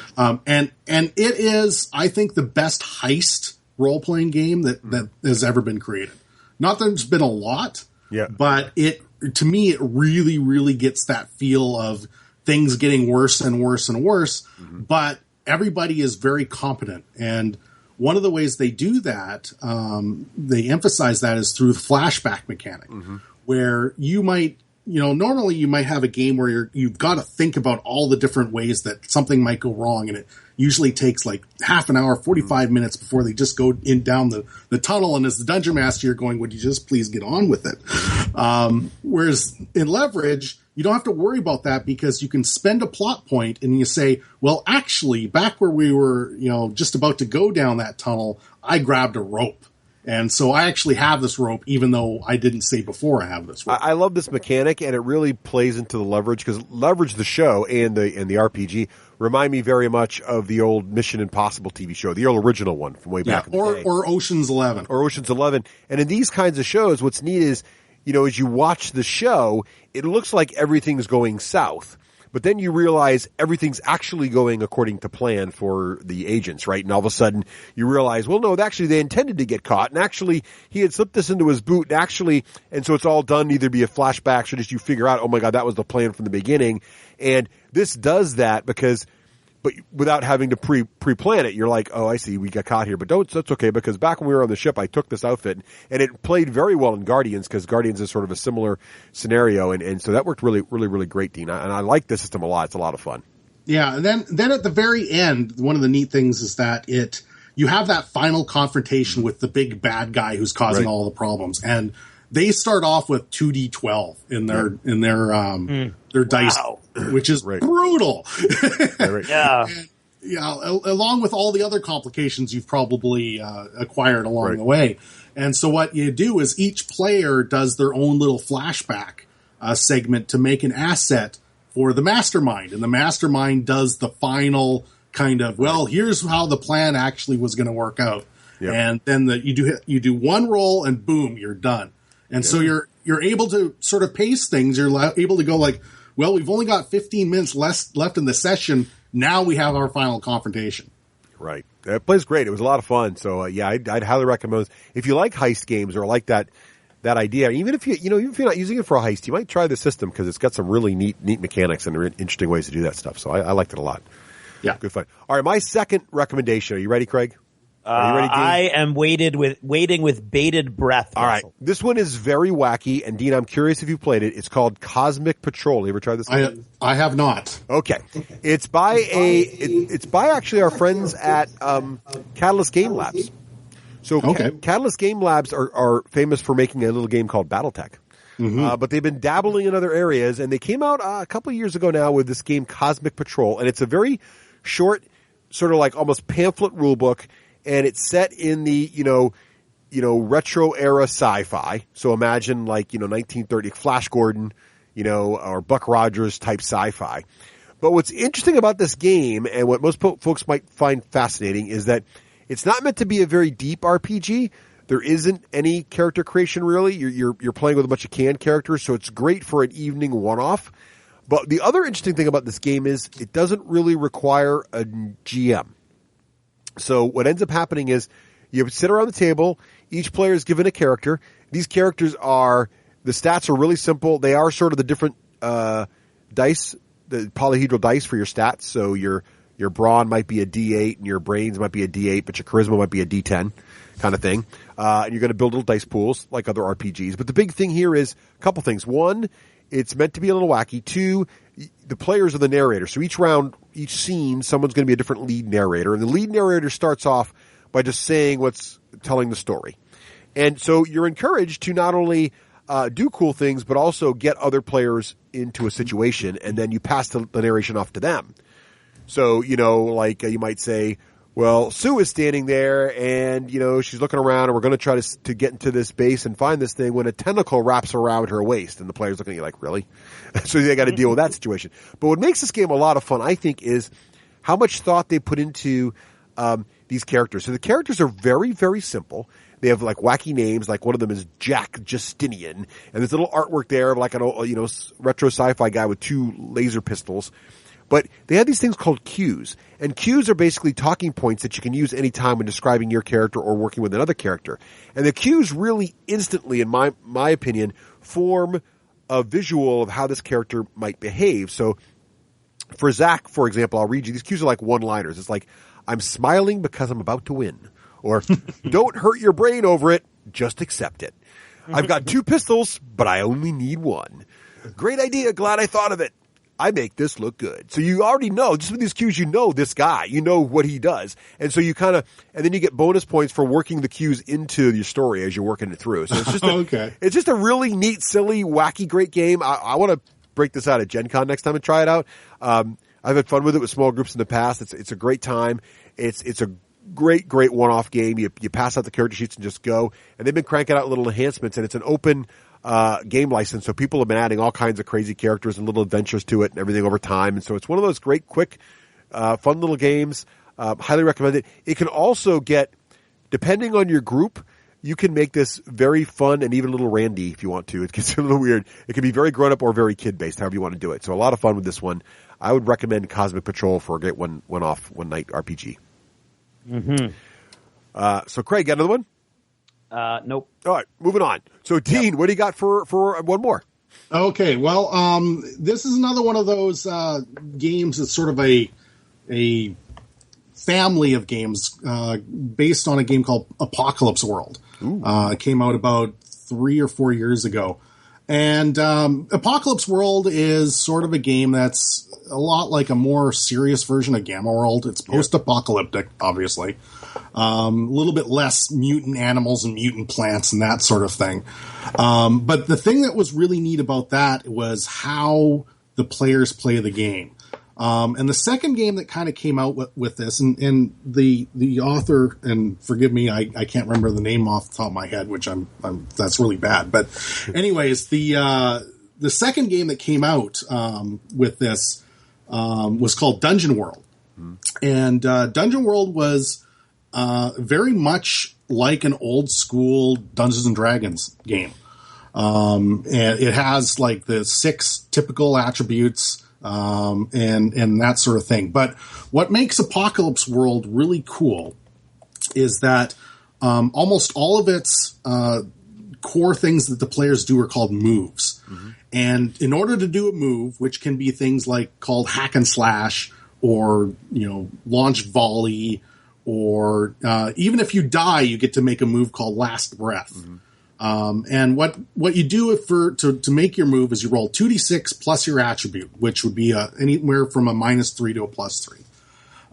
But the neat thing about this is that if you roll a 10 or higher, you basically get to do what you want with full success. If you get a 7 to 9, usually you're given it's a success with a cost or a partial success. And so sometimes you might get 3 options. If you roll a 10 plus, you get to do all of them. If you roll a 7 and 9, you only get to do 1. And the funny thing is that the GM doesn't roll a dice ever. Oh, interesting. The GM gets to do things when the player rolls a 6 or less. Yeah. And usually that's when you do things that are bad. And you have a lot of freedom of the bad things that you can do during the game when the players roll a 6 or less. And in Dungeon World, you're not totally messed up when that happens, because that's how you get experience points, is by rolling a 6 or less. So in order to advance your character, you have to do badly at some point. And some of the examples, and I'll just give you one example, or 1 or 2 examples here. So hack and slash, when you attack an enemy in melee, you roll 2d6 plus your strength. So on a 10 plus, you deal your damage to the enemy and you avoid their attack. But on a 7 to 9, you deal your damage to the enemy, but the enemy also gets an attack against you.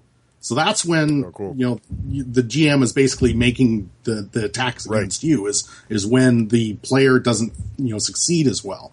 And then on 6 plus or 6 minus, they can do horrible things like, bring in reinforcements or take the mage and separate them into a different area and that sort of thing. And with last breath, it's when you are dying, you catch a glimpse of what lies beyond the black gates of Death's kingdom. Mm-hmm. And then you roll 2d6. Death doesn't care how tough or cool you are. On a 10 plus, you've cheated death and you're still alive. On a 7 to 9, death offers you a bargain. So you can take it and stabilize or refuse, and you pass beyond the black gates into whatever fate awaits you. And on a 6 or less, you're fated, sealed, and you're dead. Ooh. Nice. And the other thing that's great about this game is that there's usually some sort of interaction between the characters. During character generation, you're asked you ask 3 questions, like, say, who hates me the most? And somebody, puts up their hand and says, I hate you the most. And so then you'd write down that sort of thing. And so all the player characters have this web of interactions between each other, and it just starts immediately, which I think is a great way to start a campaign setting. And Dungeon World is another one of these things, even more so than 13th Age, where it works the best when it is a complete blank slate. Right. For the campaign setting, for the storyline, or anything like that. It really is one of these games that the players have a lot of say in the game itself. Very cool. That sounds really interesting. That does sound cool. Yeah, and then actually the one that I just got at Gen Con, which I haven't played yet, but I really want to, is Worldwide Wrestling. And reading this one, I have never seen a role-playing game that fits professional wrestling so well. I mean, see, I didn't know there was a niche for that, but now you know. It just nails it. I mean, it actually got me excited to sign up for WWE's streaming service and watch the old WrestleMania game. There you go. I would not have guessed that. That's cool. So do you roll up a wrestler? Yeah, you basically choose an archetype of a wrestler, and like there's the monster, who is definitely like, say, the Undertaker. Right. I assume. I'm not too familiar with some of the newer guys. I kind of stopped professional wrestling watching when I was in the late 80s. But anyways, yeah, you roll up a wrestler, and most of the game is through wrestling matches, and the GM basically comes up with matches. He says, you're going to fight this guy, and usually there's a balance between the good guys and the bad guys. And you come up with storylines, because that's basically where professional wrestling is. It's fiction. I don't like to say it's fake, because boy, they can get injured. Right. And that's actually something that can happen in this game, is that when you roll a 7 and 9 in some of these situations, it can be things like you get momentum, but you injure your opponent. Right. And of course, you're all on the same, you're all buddies pretty much most of the time anyway. Right. In the background. But so you don't really want to injure anybody. So it's kind of bad when that does happen. And basically the goal of the game is to get the audience really excited about your wrestler. Because then they will, possibly put you up for a championship or something like that. And if they get bored of you, well, you're fired. Nice. And then you roll up a new character, which is fun. That sounds fun. Which, exactly. Yeah. Well, we are running a little long, Very but I have one more to sneak in here that I've actually reviewed on the show before, but I should mention it, which I is thought it sounded Fairy's Tale, which is actually out of print, but you can still get it on Drive-Thru RPG as a PDF. And this is an extremely simple game in which players take on the role of various fae folk. So you might be a brownie or a fairy or a sprite. And you're basically a little woodland, fairy creature, and you go on various adventures. And it's a fantastic RPG for young kids. Very, very simple mechanics. You basically roll little pools of dice, and you're looking for evens or successes and odds or failures, and you're hoping to add up your number of successes to achieve different things. And the GM just sort of sets goals for those. So, there's a waterfall, and you need to make it jump from one leaf to another or something, and you figure out it's going to take 4 successes, and you roll, that kind of thing. Very, very simple, but there are also got nice little mechanics in there, as some of these other games that Dean described for older players, where players are encouraged to make complications and say, oh, well, rain has started, and so it's going to be harder, and they get a plot point for doing that, and you can spend those to get extra dice. And a very great game. It's a great way to get kids involved with it. And if you have young kids, I first introduced this game to my daughters when they were like 4, 5, and 6 in those age range, and they really got right into it. And all of a sudden, my niece and nephew wanted to play, and it really got them into role playing games. And now, they've been playing games like Dungeons and Dragons since ages 10 and 11. And we've been playing different role-playing games throughout the years based on this first one. So if you're looking for a great RPG to start your kids off with and lead them down the cool path of RPGs, I'd say Fairy's Tale is a great, great choice. I think it's like $10 at Drive-Thru RPG. That's a poor choice of words. Lead them down the path. The path of awesome. Yes, the path of awesome. So there you have it. There's some lesser known, or maybe you knew about them, which is awesome. Great RPGs to try out there if you're looking to try a new one and get some fresh RPG mechanics into your repertoire. Is that right, Craig? Repertoire, yes. So we'll hear from Total Fangirl and Hollywood here. We'll be back with more show right after this. Shoot. This is Total Fangirl. Regular Jane most days, total fangirl when the moment strikes. Han shot first, Starbuck is a guy, and Lestat, now there's a vampire.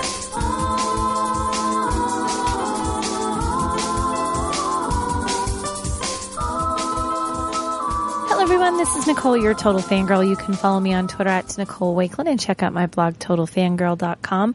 Our shout out is to all of our wonderful supporters over at Patreon. Head to patreon.com/the D6 Generation. You too can support the show. Thank you very much. This past week was a huge week for nerds. Just the hugest week of all weeks. First, we had the final trailer for Star Wars Episode 7 premiere. During the middle of a football game, which is kind of funny because I think that football game probably saw better ratings right up until halftime than it rightly should have. And then everybody turned off the game who was a nerd. So I imagine this giant spike that went boom after the trailer premiered.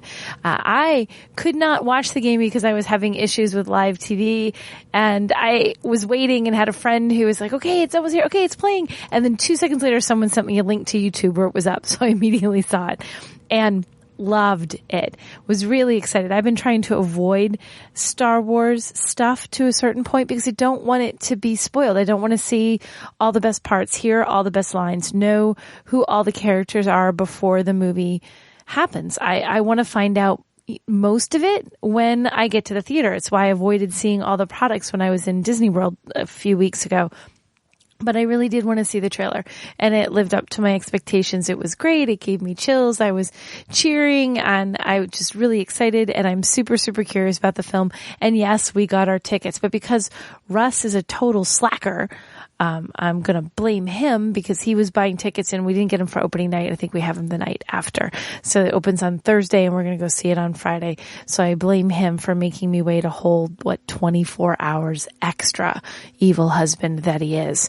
Apparently all his Jedi mind tricks and gaming did not translate to Jedi mind tricks to get him tickets for when we wanted tickets. The other amazing thing that happened this week was that it was Back to the Future Day, which was on October 21st, 2015, which is the day that Marty McFly traveled to in the second film in the series when he went back to the future to fix his messed up kids. So it was a day full of wonderful Back to the Future goodness. It was everywhere. One of my favorite little things, though, there was a new version of the DeLorean, I guess you could say. Toyota came out, has a vehicle called the Toyota Mirai, which is a hydrogen fuel cell vehicle, but they've been working in conjunction with Back to the Future, and they came out with a cute little thing where they did a video, but they also came up with a one-off where they made a Mirai with gull-wing doors as a tribute to the original DeLorean. The video is super cute.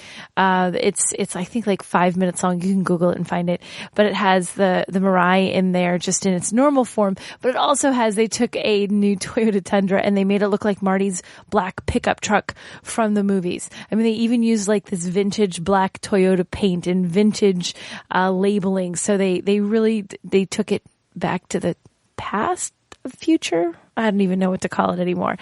So it was really fun. So that's a cute thing. If you're a Back to the Future fan and you didn't see that, Google that too, and you can find the Toyota Mirai ad, and you can see the very cool truck. I don't know whether the Mirai was cooler or the truck. I kind of think the truck, because it looked like it was right out of the movie, and then it goes through all these different spots where the film happens. So it's pretty fun.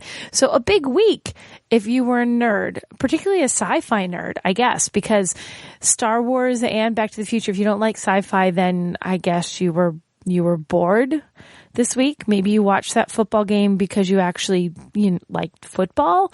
I don't even know who was playing. I just know it was a football game that was holding the trailer hostage until halftime. So hopefully all of you got your tickets to go see Star Wars when they went on sale, and you'll get to see it that day it premieres or premiere weekend. I'm curious how many of you, I'd love to send me an email or find me on Twitter and let me know how many of you are going to do those crazy marathons where they'll have all 7 movies, kind of like they did with the Marvel films not long ago. They'll have all 7 Star Wars movies. Boom, boom, boom, boom, boom. I'm a Star Wars fan. That's a long day. So I don't know who's going to do that, but I'd be curious if any of you are doing it. So Star Wars goodness, Back to the Future goodness. This last week was definitely a good week to be a nerd.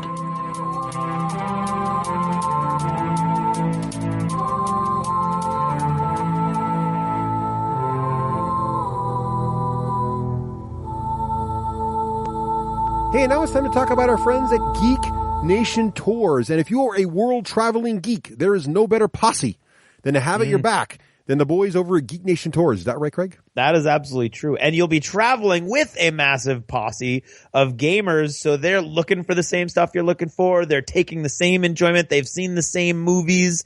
It's a bunch of like-minded people going literally all over the world. I mean, Geek Nation Tours, it's just crazy. If you go to their website, geeknationtours.com, look at the upcoming tours page, and it's just insane. So many different places they're going. He's like expanded. This is like triple the size that I remember from last time. It's like every week he's going someplace else all around the world. I mean, whether they're going to Greece. Yeah. They've got the 300 tour coming up. Yeah. They're going to Japan. They're going all over. They've got the Game of Thrones tour. If you're interested in going to all the different locations where they film Game of Thrones, the Doctor Who tour, the Indiana Jones tour. I mean, it's not just gaming either. It's a historical geeks. I mean, this Terrace is really catering to pretty much any kind of geek out there. There's a trip for you. Indeed. I mean, and don't forget, of course, all the great conventions are in there, like Adepticon next spring. Of course, Gen Con in 2016's there.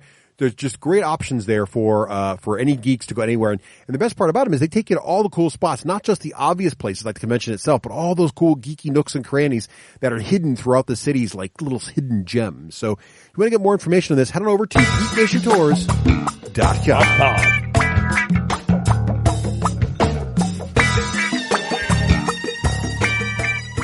I'm Rafe Hollywood Granger, and this is the Hollywood Minute.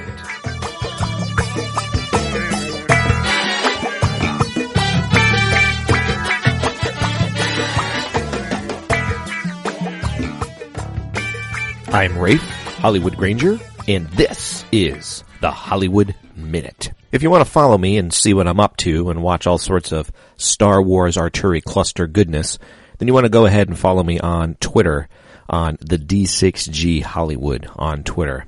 All right. So yeah, as you were going to hear, I've been playing a lot of Star Wars, and I want to give a shout out to Josh Dirksen, who made the Artillery campaign beta version. It's in version 7.0. You can go ahead and see that over on the dockingbay416.com. Also want to give a shout out to Steve McLaughlin over there at the WWPD podcast chain and his more recently themed Star Wars podcast called IFFP. And also want to give a shout out to Space Rocks. Go ahead and check them out at spacerocks.net. They make the coolest add-ons for Star Wars X-Wing and Star Wars Armada. Really cool asteroids and wrecks and things like that. And that's just totally me gushing as a fan. Now, I was following Steve on his Twitter feed. I saw him talking about this X-Wing campaign, and it has taken us over, as you can hear, by storm. So it's just been a lot of fun, and really excited about the new movie coming out. My daughter, who is 8 years old, is the most excited I've ever seen her over a movie, including any of the Monsters, Inc. and any of the Disney movies. Literally about 6 months ago, we were watching some cartoon movie, and the preview for the new Star Wars movie came out in the theaters, and she leans over to the complete stranger next to her, which she never does. She's a little on the shyer side, and she says, "Ooh, Star Wars, I can't wait." And I've literally never seen her do that before, so her excitement must have gotten the best of her. So we've gotten her tickets. Really looking forward to taking her out to see that. My teenage son Lou is also coming, and he's at the age where he doesn't want to do anything that we're doing because he's too cool for school. And also Mom's coming out too, and so I don't even think she's seen, maybe bits and pieces of the original 6, so she's by no means a Star Wars geek, but I think even she's wrapped up in the excitement of the family getting excited over this movie. So looking forward to the new movie. You know what I really like about it? I mean, I'm really easy when it comes to movies. I just want to be entertained. I mean, you'll hear Craig talking about Avatar on the show. I'm in the camp where I liked Avatar. I don't need my movies to be complex. I'm not knocking people who don't like it. I'm sure there's tons of flaws in the movie, but I am just such a simple guy. I just want to be entertained. I guess, I don't know. I like all kinds of movies. I like all kinds of music. I like documentaries. I like dramas. I like mysteries. I like thrillers. I think my favorite kind of movie is the coming of age movie. It's no joke, and the guys bust on me now and again, but I really like that cheerleader movie, Bring It On. I don't know why, I just do. I like Breaking Bad. I like The Karate Kid as a coming of age movie. I don't know, I like Stand By Me. I just like all those movies. I guess the one movie genre I do not like is I'm not a huge fan of the silly frat boy type of humor. Not a huge fan of Anchorman. I can see the genius of it. Not a huge fan of the Step Brothers. Don't get me wrong. I love Will Ferrell. I mean, he's a comedy genius. But for whatever reason, I'm not a huge fan of that sort of slapstick fart kind of humor. What's the one with the guys were in this fraternity with the old guy? That one was pretty funny. Will Ferrell was in that one too. Not a huge fan of New Hampshire native-born Adam Sandler, again, when he's in those slapstick humors. Like Little Nicky, not a fan of. Or what's that one where he does the golf game with a hockey stick? And that one's okay. I am a huge fan of Adam Sandler in like Spanglish and 50 First Dates and those, more romantic comedies. I'm a fan of him in that one. Anyway, don't know how I went from Star Wars over to 50 First Dates, but, that's how my mind works, as you know. So yeah, enjoying the Star Wars. I recommend any of you go ahead and get the new starter box for the new Star Wars if you don't have the old one. And, I really think you'll enjoy this cooperative campaign. You know me, I love cooperative games. It's taken our gaming group by storm. A lot of people are having fun with it. It's it's good cinema of the mind, and it's just a good game. And treat yourself to some space rocks, because those things rock. I guess the other thing of important is I'm really having a great time playing Diablo 3. I just finished Act 5, leveled my character up to 60th, and now I'm playing Adventure Mode, which you need the expansion for. I think it's called Reaper of Souls. I don't know, I never liked click and loot games before, but all of a sudden, I'm really enjoying it now. I think it's because I've been really busy at work. The law firm's going through a change. I'm no longer doing bankruptcy law, which was very time intensive, and I guess just my passion for the debtor there has lost its shine. So I'm moving on to different things. I'm moving on to doing some regular old estate planning, which I used to do about 18 years ago. I'm enjoying that. And I'm really enjoying working with my fellow entrepreneurs as they go off and build apps and do things like that. Speaking of that, my company that I do with Doc, we've connected with an app developer, and we're going to take Rocket Dog Reports into the mobile app space. It's been an exciting adventure for me because I had to raise money. We had to raise about $160,000 to go ahead and be able to purchase the APIs we need to build the app. And in the process of that, did get a verbal commitment, so I'm excited to see that come through. And it's pretty exciting. I'm looking forward to that developing. It could have a pretty big reach. So that's fun to think about. So I've been spending a lot of time in that entrepreneurial venture, and then I'm doing a brandy new entrepreneurial venture with my law practice. And I talked a bit about it on the main show, but basically I'm going to continue my work with entrepreneurs and be a legal coach. I've seen so many people through the years of my practice. I know what good successful business people do, and I know what poor success that business people do. And just through the years, I've learned a lot about time management. And most entrepreneurs are just so passionate about what they want to do, but they don't exactly have a clear picture. They've got a couple hurdles in their way. It can be self-doubt. It can be just not knowledge. Usually they're very technical. They have the technical mind to do what they want to do, but they might not have the business acumen to do what they want to do. And so I'm looking forward to working with entrepreneurs, and it doesn't have to be a solo entrepreneur. I mean, there's entrepreneurs that have been in business 8 years, and they've either lost their way, lost their passion, or they want to go in a new direction. And I'm coaching them through the internet and giving them legal advice that I can give. There's a lot of legal advice that's just generic. It doesn't boil down to be state specific. If it's a state specific task, going to have to send that entrepreneur over to a lawyer of that state to do it. But again, a lot of it's very specific. Do I need a trademark? What is a copyright? How do I hire an employee? I've always been worried about hiring employees. What's a 1099? All those kind of basic questions. What's a waiver? Do I need a disclaimer on my website? If I take a sampling of music, is that violation of somebody's copyright or trademark or intellectual property? Things like that. And so I'm looking forward to, the model's going to be giving out some free webinars. So if you want to get a lot of free information or free videos, you'll want to go ahead and follow my Rafe Granger Twitter feed.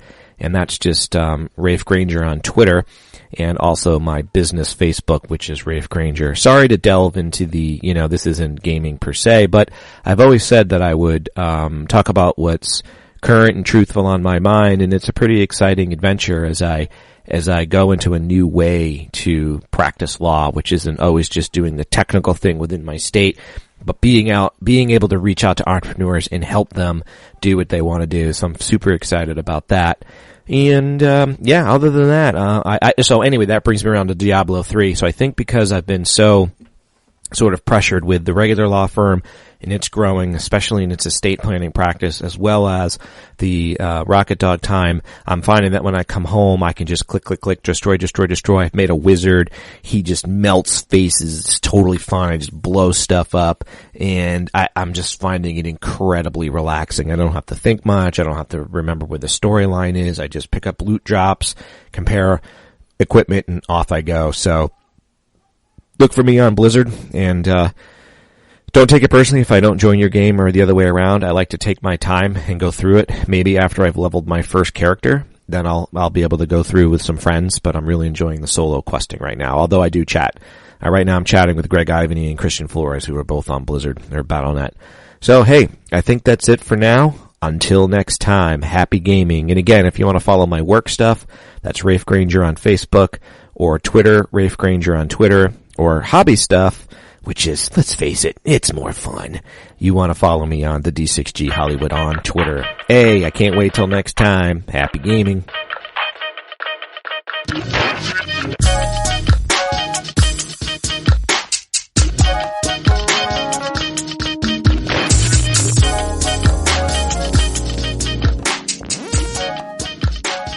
Hey, welcome back. And so, here's the deal.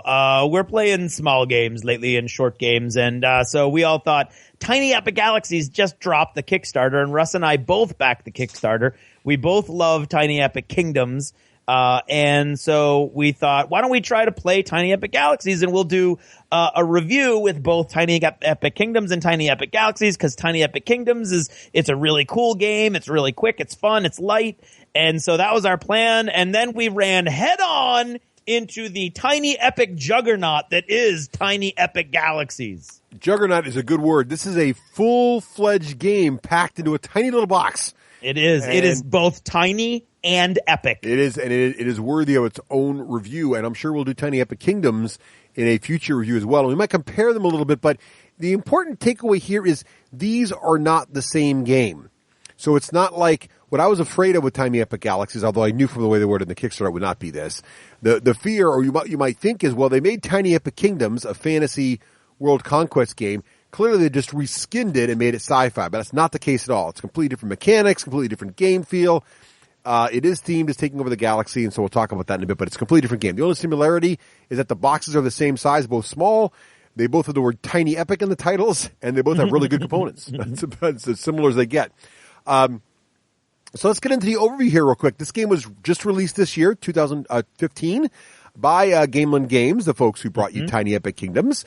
Also launched via Kickstarter. Now, officially on their site, it says that Tiny Epic Kingdoms is a 2 to 4 player game. However, the version that Craig and I got, it supports up to 5 players. So I don't know if that's a permanent edition or just the Kickstarter edition has that. Yep. And we should say, listener Scott Alms is a listener. I mean, the designer of the game, Scott Alms, is a listener. Right? So thank you, Scott, for another great game. And an awesome, great game.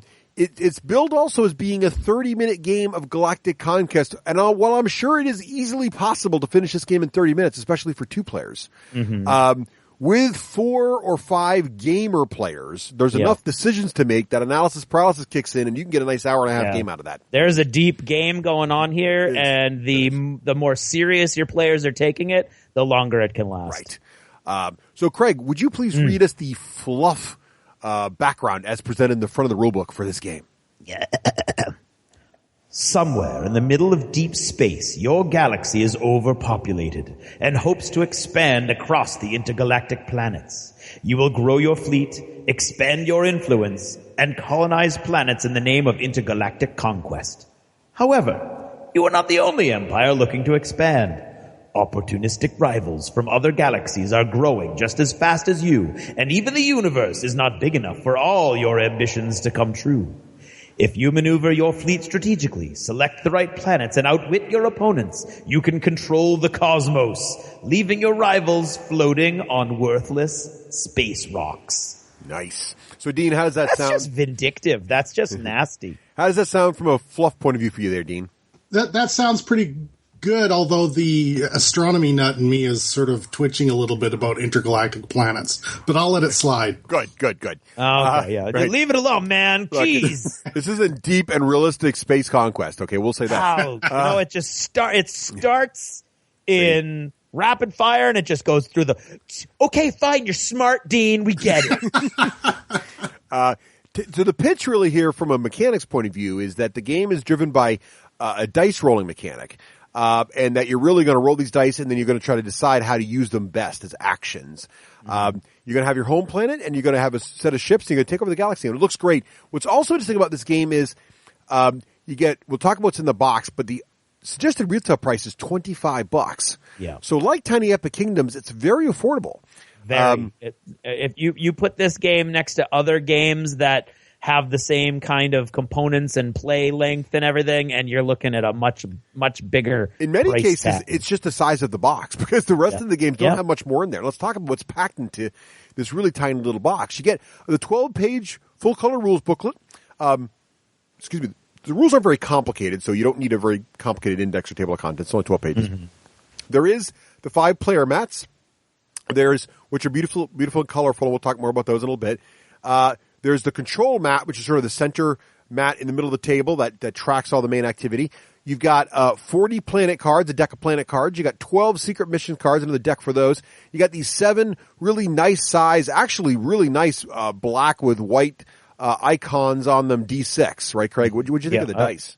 They're beautiful. They're pearlescent black with like gray and light gray swirls through them, and then they've got etched custom symbols on the dice. So you're gonna roll this, and you're not looking, I got a 3, that's one of these. It like just shows you that logo. The graphic design is great. You immediately clue into what the different symbols mean, and that's where I think once people start figuring out that, the game starts speeding up. It does. You also get tons of wooden bits in this game as well, which normally drives the price way up. So you get 20 wooden ship meeples, look like little rocket ships.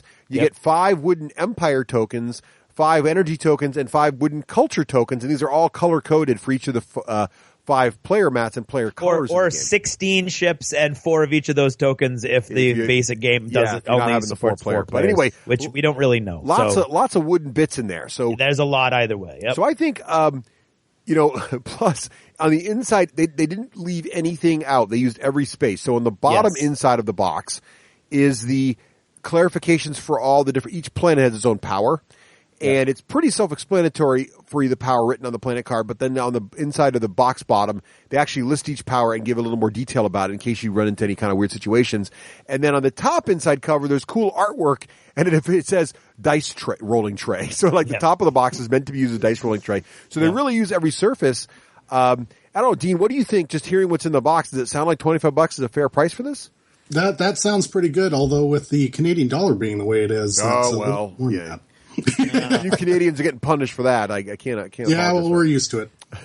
But Craig, what do you feel about value now that you've seen the bits? I think you can't beat the value. $25 in today's gaming environment is like you're not even going to get a supplement for most games for $25. You're really not. So $25 is I would never say it's $25 is negligible. It is not negligible, but $25 it makes this almost, if this is your type of game, almost a no-brainer in my mind.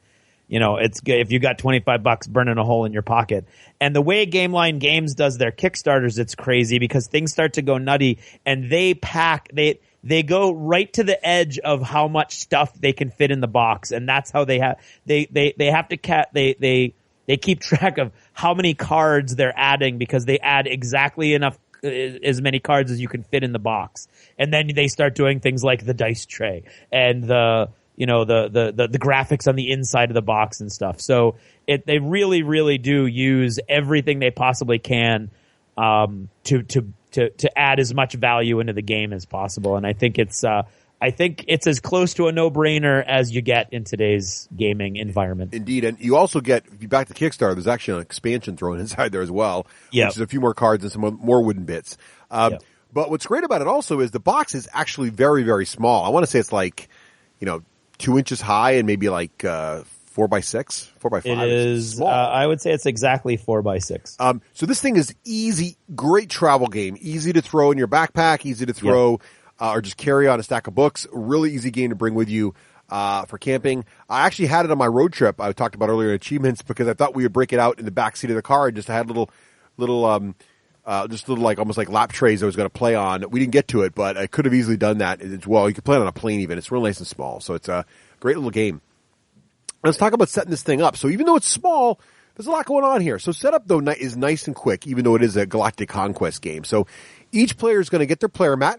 The player mat itself is sort of like artwork of like a swirling galaxy. And they're all color-coded. So one mat's going to have like a blue swirling galaxy, a red swirling galaxy, green swirling galaxy. And these all match the wooden component colors. So you're basically going to give each player their mat along with their 4 colored rocket ships, their 4 their 1 energy token, their 1 culture token, and their 1 empire token. And these go on their mat because the mat also has tracks on them. There's a track to keep track of your energy and culture, and your energy and culture wooden pegs just move up this to tell you if you have 4 energy and 3 culture or whatever. And you also have another peg that's your empire peg, and that's basically the level of your empire as it grows. And so one of the objectives of the game is to level up your empire. So you're going to put this peg in the starting spot, but eventually it's going to go up and up. And there's also a couple tracks next to the level of your empire, which indicate how many big your dice pool can get and how many rocket ships you got to activate at any one time. And that keeps track of that. So as you level your empire up, not only do you score victory points, but you also gain more capabilities like more rocket ships and more dice to roll, which is good. Sounds a lot like Tiny Epic Kingdom so far. A little bit, yeah. So you have that. Then what you're also going to do is deal each player 2 secret mission cards. They're going to look at these cards, and they're going to keep one and slide it under their mat as a secret objective, and they're going to put the other one and discard it. So the first time you play the game, it'll be a little tricky to pick one you think will be good, but in later plays, you'll get this pretty quickly as well. You're also going to shuffle up that planet card deck, and you're going to put a number of planets face up in the middle of the table equal to the number of players plus 2 to a maximum of 6 of these cards. So even if it's a 5-player game, you still only have 6 of these cards face up. So this is going to represent the current pool of planets that can be utilized and eventually colonized for you. But you keep that deck close because as planets are colonized and taken off the table, more planets are going to show up to be captured. Mm-hmm. Last thing you got to worry about is the control mat. It's that big gray mat that goes in the middle of the table, and that's where really tracking the activity is popped out in the middle of the table. And you're pretty much at this point ready to go, right, Craig? Yeah, it's once you've got it correctly set up in your little baggies, it's probably one of the easiest games to do setup that you have. Yeah, definitely, especially for a Galactic Conquest game. Yeah. Now, so the next thing is going to be how do you play? Well, whenever I teach anybody a game, the very first thing I do is tell them that I probably got half the rules wrong. But the second thing I tell them is here's what you need to do to win. So in this game, it's all about victory points. But interestingly enough, there's no victory point track to watch. Instead, the primary way you're going to get victory points is by colonizing these planets. And when you colonize a planet, you're going to take the card out of the middle of the table, and you're going to slide it under your player map, but keep part of the card exposed, which shows some powers, more with those later, and also shows a victory point number. And so as you colonize these planets, you're going to keep a little row of them showing up under your mat, and you're going to be able to quickly see, well, you've got a 7, a 5, a 3, you add all that up, and you're currently at 15 victory points, right? You also get victory points for leveling up your empire. As I mentioned earlier, when the peg on your empire track moves up, you're going to see some victory points corresponding to its location. You'd add those to your total as well. And then also your secret mission card, which you've got under your mat. At the end of the game, you're going to reveal that and see if you also got your secret objective, and that will also give you victory points. So the victory points from the planets you colonize, plus the victory points from your empire's level, plus the victory points from your secret mission, that's your total score at the end of the game. That's the goal. The other thing you should know is that the game will end when... Dean, are you typing like a novel over there? What are you doing? Dean, whoa, decaf. Dean is typing something very aggressively. How's it going over here? I was trying to be really quiet. Yeah, It's not stealthy. Mission not accomplished. Right. Okay. No problem. So just got to keep Dean honest over there. He's like writing a novel or something. Probably racking out some more Torg fluff right there. I was going to say. Right. We know what he's doing. Right. So anyway, the game ends when someone hits 21 victory points. Yeah. I think then their turn's going to end, and then everybody else gets to go, and as long as everybody's got the same number of turns, right? Exactly. What's going to happen there? So that means that's one weird little thing. So that means you have to track who went first, right? Mm-hmm. And so that's because that, like, if you think back to Tiny Epic Kingdoms, that actually has a giant, enormous wooden castle, right? That moves with the first player. This game, when the first player doesn't really matter that much in Tiny Epic Kingdoms. Tiny Epic Galaxies, it's actually really important to know who the first player is, and there's really no mechanism at all given in the game to track that. So that's a little weird thing, but you got to keep in mind. And I mean, you can easily do it with a die or whatever, but just keep in mind you need to know who started the game. Because at the end, when somebody gets to 21, only people who haven't gotten that next turn yet get to go before the end of the turn. Right. Before the end of the game. Is this making... Ooh, we got some more Dean's sound making effects. Hot Pockets now. Sorry. Dean has now nuked his Hot Pockets. What flavor did you go for there, Dean? Or what's the equivalent of Hot Pockets in Canada, Dean? Is there a Hot Pocket equivalent? I think they're Hot Pockets. Oh, fair enough. All right. They're Hot Pockets, right? Is that right? So, Dean, what do you think so far? Is it making sense in terms of the victory conditions and everything? Yeah, and I really like the mission cards, because I think one problem I've heard from Tiny Epic Kingdoms is that you get a lot of ties, and then you have to go into a bunch of tiebreakers. But I think that mission card could solve a lot of that problem. Well, what's nice about the mission card is it prevents perfect knowledge of who's about to win, right? So, 21 points is not a lot. The mission cards range from 2 to 4 victory points, I think, roughly. And so I think it's just 2 or 3. Maybe it's 2 or 3, but it's enough points to where it could throw the game off. So you're looking at everything else is known, right? I know how many planets Craig has captured. I know to the point where in the rules it says every time your score goes up, you have to announce it. So I'm at 18. I'm at 19. Yeah. So you know where everybody is. What you don't know is, and you know how many turns it's going to be if you roughly think Craig's about to hit 21. Excuse me. But what you don't know is those secret missions. So if Craig's about to hit 21, he has to ask himself, well, do I want to hit 21 now, or do I want to try to do a combination where I'll get more than 21 because Russ might have a secret mission and be higher than I am because I'll be exactly at 21, that kind of thing. So there's some interesting things there. I think that keeps the perfect knowledge thing down to a minimum, which I like. Yeah, it's 2 or 3. Cool. All right, so let's talk about the turn now. It's pretty simple, which I do like, but this part's where it gets very different from Tiny Epic Kingdoms. So in Tiny Epic Kingdoms, you're moving dudes around on different people's mats and taking over their land. This is very different. So in this one, you've got all these planet cards laid out in the middle of the table, right? And each planet card has got really 2 zones. It's got this really cool artwork of the planets. I think the artwork looks really, really nice, actually. It's got these really beautiful looking planets. And then the planet itself is there. There's an icon next to the planet. And then there's like this little track that sort of curves around the outside edge of the planet. And so basically, these are the things you can do there when you get there. And there's different things you can reap from the planets. And we'll get to those in a second as we get to your actions. So the first thing you're going to do for your turn is you're going to roll a pool of dice. And the number of dice you get to roll is based on your empire's level. So in the beginning of the game, you're going to roll 4 dice. But as you level up, you're going to go all the way to 7 dice. So you get a big dice pool. So you roll those dice. And you're looking at the symbols on the dice, and these symbols on these dice are going to be the kinds of actions you can do during your turn. So during your turn, you got some choices here. You can do one of the actions on the die, and when you do that, you're going to move the die onto that control mat. And the control mat's got a bunch of slots on it, basically, to keep track of the dice that have been active. So you do the action. Then after I do the action on the dice, other players at the table can choose to follow my action. It's called following in the game. It's basically copying the kind of action I just did. But it costs them 1 culture to do this. So if I do an action, say move my ship, more about how that works later, I do my action, finish my ship's move, finish everything that causes to happen, and then before I can pick another die and do that as action, everybody at the table gets a chance to say, Craig can say, I'm going to spend a culture and copy that and do that as well. Or Dean can say, I'm going to spend a culture and also copy that. So the important thing is you have to have culture to do it. So that's one of the big mechanics you want to keep an eye on. Don't forget to copy. It's a huge part of the game. And the second option you have is you can choose to reroll any amount of your dice once for free. Or if you need to reroll more than that, you can actually spend energy. And again, you have this little track on your mat, keeping track of where a peg goes for your culture and a peg goes for your energy. You can also choose to pay energy to reroll the dice as well more often. So energy is powerful because it lets you reroll dice. Culture is powerful because it lets you follow other players. And both of them are important because you can also spend either culture or energy to upgrade your empire. More about that in a bit.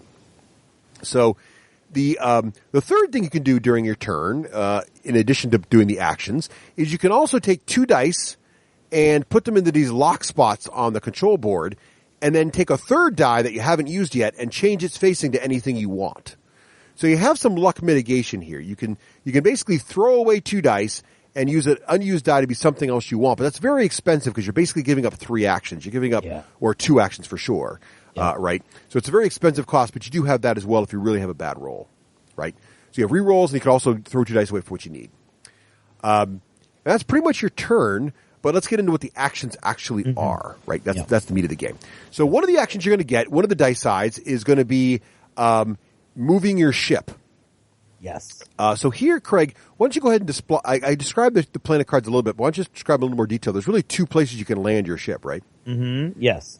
The card is really cool graphic design on the card. You've got the name of the planet, and there's a lot of these planets, and they've all got cool names. It does suffer a little bit from Kickstarter syndrome in that you could tell that some Kickstarter supporters were allowed to name planets. So you've got like baby names with the date of the baby was born and stuff, but most of them are really cool sci-fi names. You got a picture of the planet, and every one of them is different. And then there's a track around the planet that has a logo at the end of the track on the right-hand side of the track, that tells you what kind of planet it is as far as trying to win that planet over to into your empire is. And it's either going to be the economy icon or it's the diplomacy icon. And so that's going to, Russ will explain that in a second. And then the track to get there has anywhere between 1 and 5 spaces on it, and then a little yellow space that has the move your ship icon on it, and that's where you place it if you want to try to take over the planet, like influence the planet into joining your empire. So you can either land on the planet, or you can put your planet on your ship on that track that will eventually, hopefully for you, win you that planet to your side. There's an icon at the upper right-hand corner that's either energy, little lightning bolt, or culture, little Roman column. And then at the bottom, every planet has a cool ability that you can access through a couple different ways during the course of the game. And there's no effort to really explain to you how all this stuff links in a fluffy way. But once you start playing, you realize, oh, that's cool, that the ability and what that planet generates and how you influence that planet are all linked in a way that makes it there's a really cool little story going on in the background in your head if you want to work on that level. Yeah, you can definitely build little engines. So, but basically the fluff is you can either, when you move your ship, you can choose to stand it up right on the middle of the planet icon. So you're landing on you're utilizing the planet. Or you can choose to have your ship orbit, which you're going to put it on its side and in the first spot on that track that Craig described. Now, if you land on the surface of the planet, you can then immediately do the action described in the text on the bottom of the planet card. And these actions are different things, right? So they might be gain culture, or it might be spend one energy to copy someone else's action, or there are a bunch of different things. But There's regress one enemy ship by one, So that means that anywhere in the galaxy that somebody's trying to influence a planet and take it over, you actually move them back up the track one, so they lose a space that they've gained at some point. Right. So there's all kinds of cool abilities. So basically, if you're putting your ship in orbit, you just put it in orbit, nothing else happens. If you're landing on the planet, you're actually getting to take an action immediately from the planet as well. So you're getting an extra benefit. Plus, you've got a ship there for later, and I'll explain more of that. That gives you benefits also. So, Dean, does moving ships make sense? Yep. There's a couple interesting rules about moving. So you can't have two of your own ships in the same orbit or the same planetary surface, but other players can be there. So we could all have our ships on the same have landed on the same planet. We could all have our ships in orbit, but the same player can't have two of the same ships in orbit or on the planet. Right. You also have the option when you move a ship to move it back to your galaxy mat. And there are some reasons you might want to do that as well. But, so anyway, that's movement. So movement's pretty simple. You're basically setting yourself up for later, but you do get that free action if you land on the planet. The other thing you might roll in your dice, and the move ship icon is really cool. It's a big arrow, and it's got your icon of your rocket ship in there. So you really have no doubt as to what that means. The next icon you might roll is one of the acquire resources icons.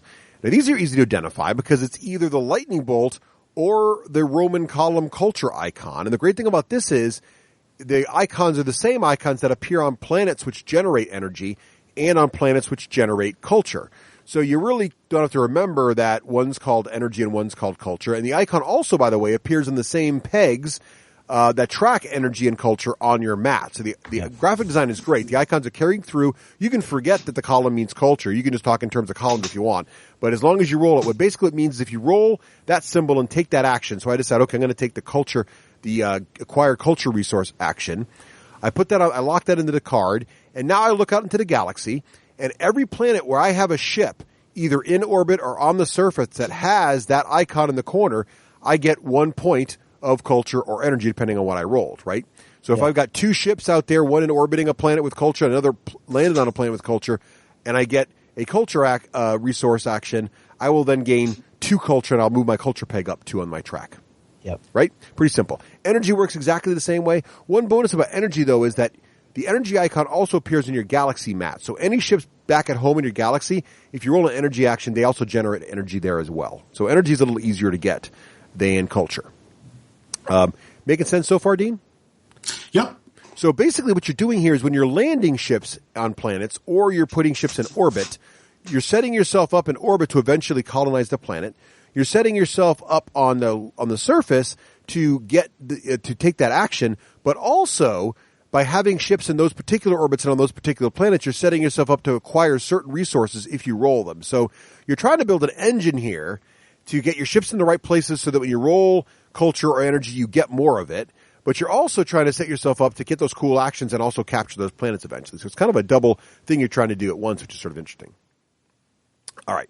So, and remember, the reason you want to acquire these resources is that energy lets you reroll dice. Culture lets you follow other players' actions.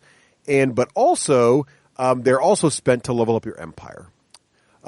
One more thing, too. So remember, Craig could have followed me when I moved my ship. Craig could also follow me when I acquire resources. So you spend 1 culture, but if I'm acquiring energy, Craig might think it's okay to lose a culture to gain energy, especially if he's got 3 ships out there on 3 different energy-generating planets. He's going to get 3 energy for copying me with 1 culture. That's a good move. And we also had things happen where I might have ships on 2 culture planets. So I could spend 1 culture, actually gain 2. So my net is I'm up on culture for doing that as well. So you can get some pretty cool engines going here for following other people. Yep. That's one of my favorites. Yeah. Now your next option here is advancing colonization. So if you roll an icon, there's 2 different icons for this as well. So you might roll an icon that looks like the United Nations symbol, which means diplomacy, or you might roll an icon that looks like a bar chart with an up arrow going on it, which is economic growth. Now, these icons also match the icons that Craig mentioned at the end of the orbit track. So each orbit track ends either in the diplomacy icon or the economic icon. So the cool thing is you don't have to remember that the economics icon is called economics or the diplomacy icon is called diplomacy. You just got to look at your dice and go, oh, look, I rolled that funny-looking United Nations symbol. Oh, that matches the funny-looking United Nations symbol on these tracks. I can spend this now to move my ship up one spot in the orbit that matches that logo. Yep. Now, one thing to remember is you only get to move one ship up one spot. So even if you have multiple ships in diplomacy orbits, you got to pick only one ship to advance, even if you roll a diplomacy icon. Yep. Now, again, good opportunity here, because if Craig's got guys also in different diplomacy orbits and I roll a diplomacy action to move my ship up one, Craig can say, I'm going to follow that as well, spend the culture, and he may also move one of his ships up one track on the diplomacy icon track also, which ends up with some pretty interesting things, like you can capture planets when it's someone else's turn, or even get ahead of other players when it's not your turn, if you time these things right. So hanging on to culture is really, really a big deal. So you move yourself up one point in this track. If you happen to get to the last spot in the track, that's when you capture the planet and colonize it. So when that happens, you take your ship back, put it in your home galaxy. Anybody else's ships on that card go back to their home galaxies. You take the card, you slide it under your mat so the bottom part is visible still, and that shows your victory points, and it also shows now you've got that action you can take later when you roll a special die roll. I'll get to that in a second. Making sense so far, Dean? Yeah, one question I've got Sure. is, it doesn't seem like there's a lot of direct player versus player aspect yet. It seems a lot of it is sort of like getting in front of the other players, or whether or not you're following other players. Like there's no, as far as I can tell, there's no combat, is there? There is zero combat. So combat is all abstracted, meaning there's no actual fighting. There's no blowing each other's ships. That's very different than Tiny Epic Kingdoms, right? We actually fight a lot in Tiny Epic Kingdoms. Yeah. So in this game, but there is player interaction. So first of all, there are planetary powers. So a lot of the game the game really extends out when the planetary powers get described. And there's a lot of these planetary powers, and I haven't seen them all yet. But a lot of them are like Craig mentioned, one of them knocks another player's ships down 2 points in the orbit track.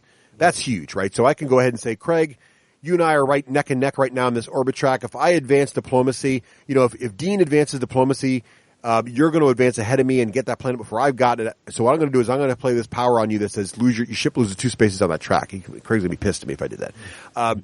You can also do things like... and we all know that me being pissed at Russ is definitely a motivating factor for him not to do things in games. Right. But there's all kinds of other things like that occur. So there is, I can copy one of Craig's actions, but I got to give him a culture to do that. There's like a planetary power for that, or an energy. Yeah. There are, I can go steal the planet out from under Craig. So Craig may be way well invested in a particular planet and like 1 point away from capturing it. And all of a sudden I roll 7 dice and I get, boom, all diplomacy icons in one move. I can fly in there and capture it out from under him in one turn. That's going to also piss Craig off. Yeah. So you can you can see what Russ's true goal in any game. Well, as long as you can piss Craig off, I guess that's right. He sees it through a very specific lens. So the it's more Euro-y with the player interactions, Dean, in that you can jump in and steal resources up from other people and outwork or placement them essentially on this kind of stuff. So I do feel like I'm not playing a solo game trying to get somewhere faster, because we're competing very heavily over the same exact resources. So it's really more of an interaction of you're stealing the best planet from me. Which would make it less of a Euro game, wouldn't it? Yeah, I guess so. Yeah. So there's a little more of that. There is that also feeling though that you have too many things you want to try to do and not enough actions to do them. Which is part of a Euro. Yeah. Right. But you're right, Dean. That's a good observation. There is no combat, and so if you like combat, that's going to lean you more towards Tiny Epic Kingdoms. If you like more of that Euro-y, and resource contention, this game's more for that. But it does give you the feeling of taking over planets. So yeah, you get these cards, and then that's pretty much most of the major actions. The last thing you might roll in your die is utilize a colony. So what this means is this icon looks like a little colony dome bubble on your die, and this icon also appears on your player mat right above this little blurb about how to advance your empire.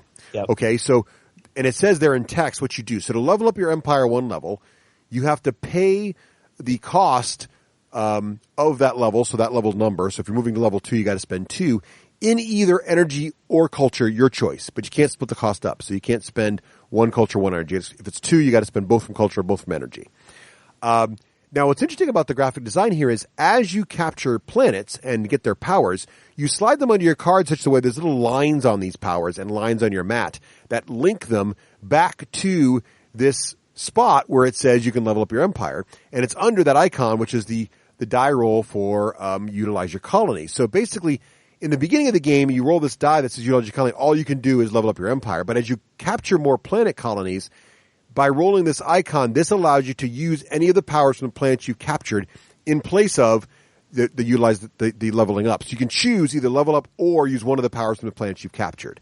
And this is pretty huge because some of the planets you capture is like gain 2 culture. So all of a sudden, you're getting culture from either rolling the culture icon, having ships to planets, or by utilizing a colony icon. Or it says steal someone else's power. Or it says reduce another player 2 spots on the thing. So all of a sudden, you're building an empire that's aggressive, keeping players from capturing planets. Maybe it's a culture-generating machine because you got that planet that lets you generate culture every time you roll this, or other things like that, Craig, right? Yes. Any other examples of some of those powers you want to mention that are pretty cool? Well, the ones that can you can acquire. There's a cool one. There's 2 of them, one for each side. Acquire 2 culture. Everybody else acquires 1 culture. Mm-hmm.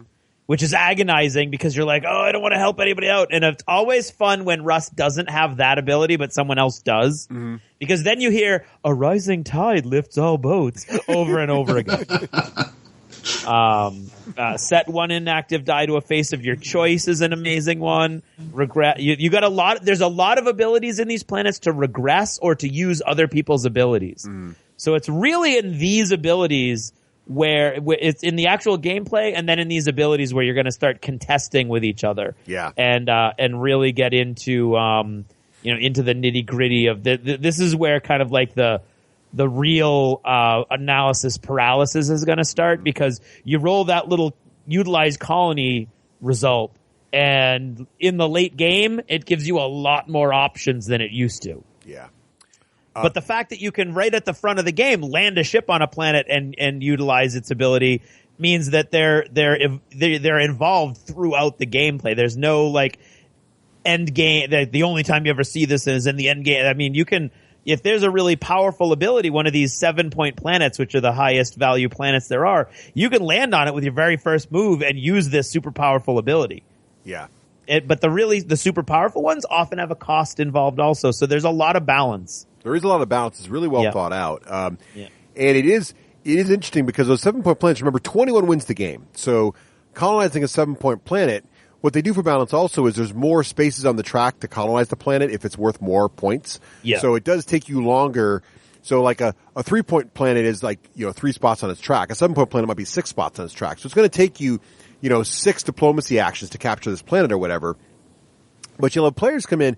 We found a lot, especially when I played with the 4 gamers or 5 gamers, hardcore gamers. What you found was a lot of that, I can't believe you did that line over and over again because you're really hosing other players when you get about the mid game. All of a sudden you're really in each other's grill. Yeah. So, and these big value planets which have 5 places on their tracks, that's a lot of interaction going to happen in those 5 things. Yeah. So that's where you get multiple ships on there from multiple empires and you're jockeying for position. And the absolute best moment of the game that we had, in my opinion, was our 2 friends, Joel and Chris, were both vying for the same planet. Russ was in there somewhere, but he was way in the back of the track, so he wasn't going to factor really.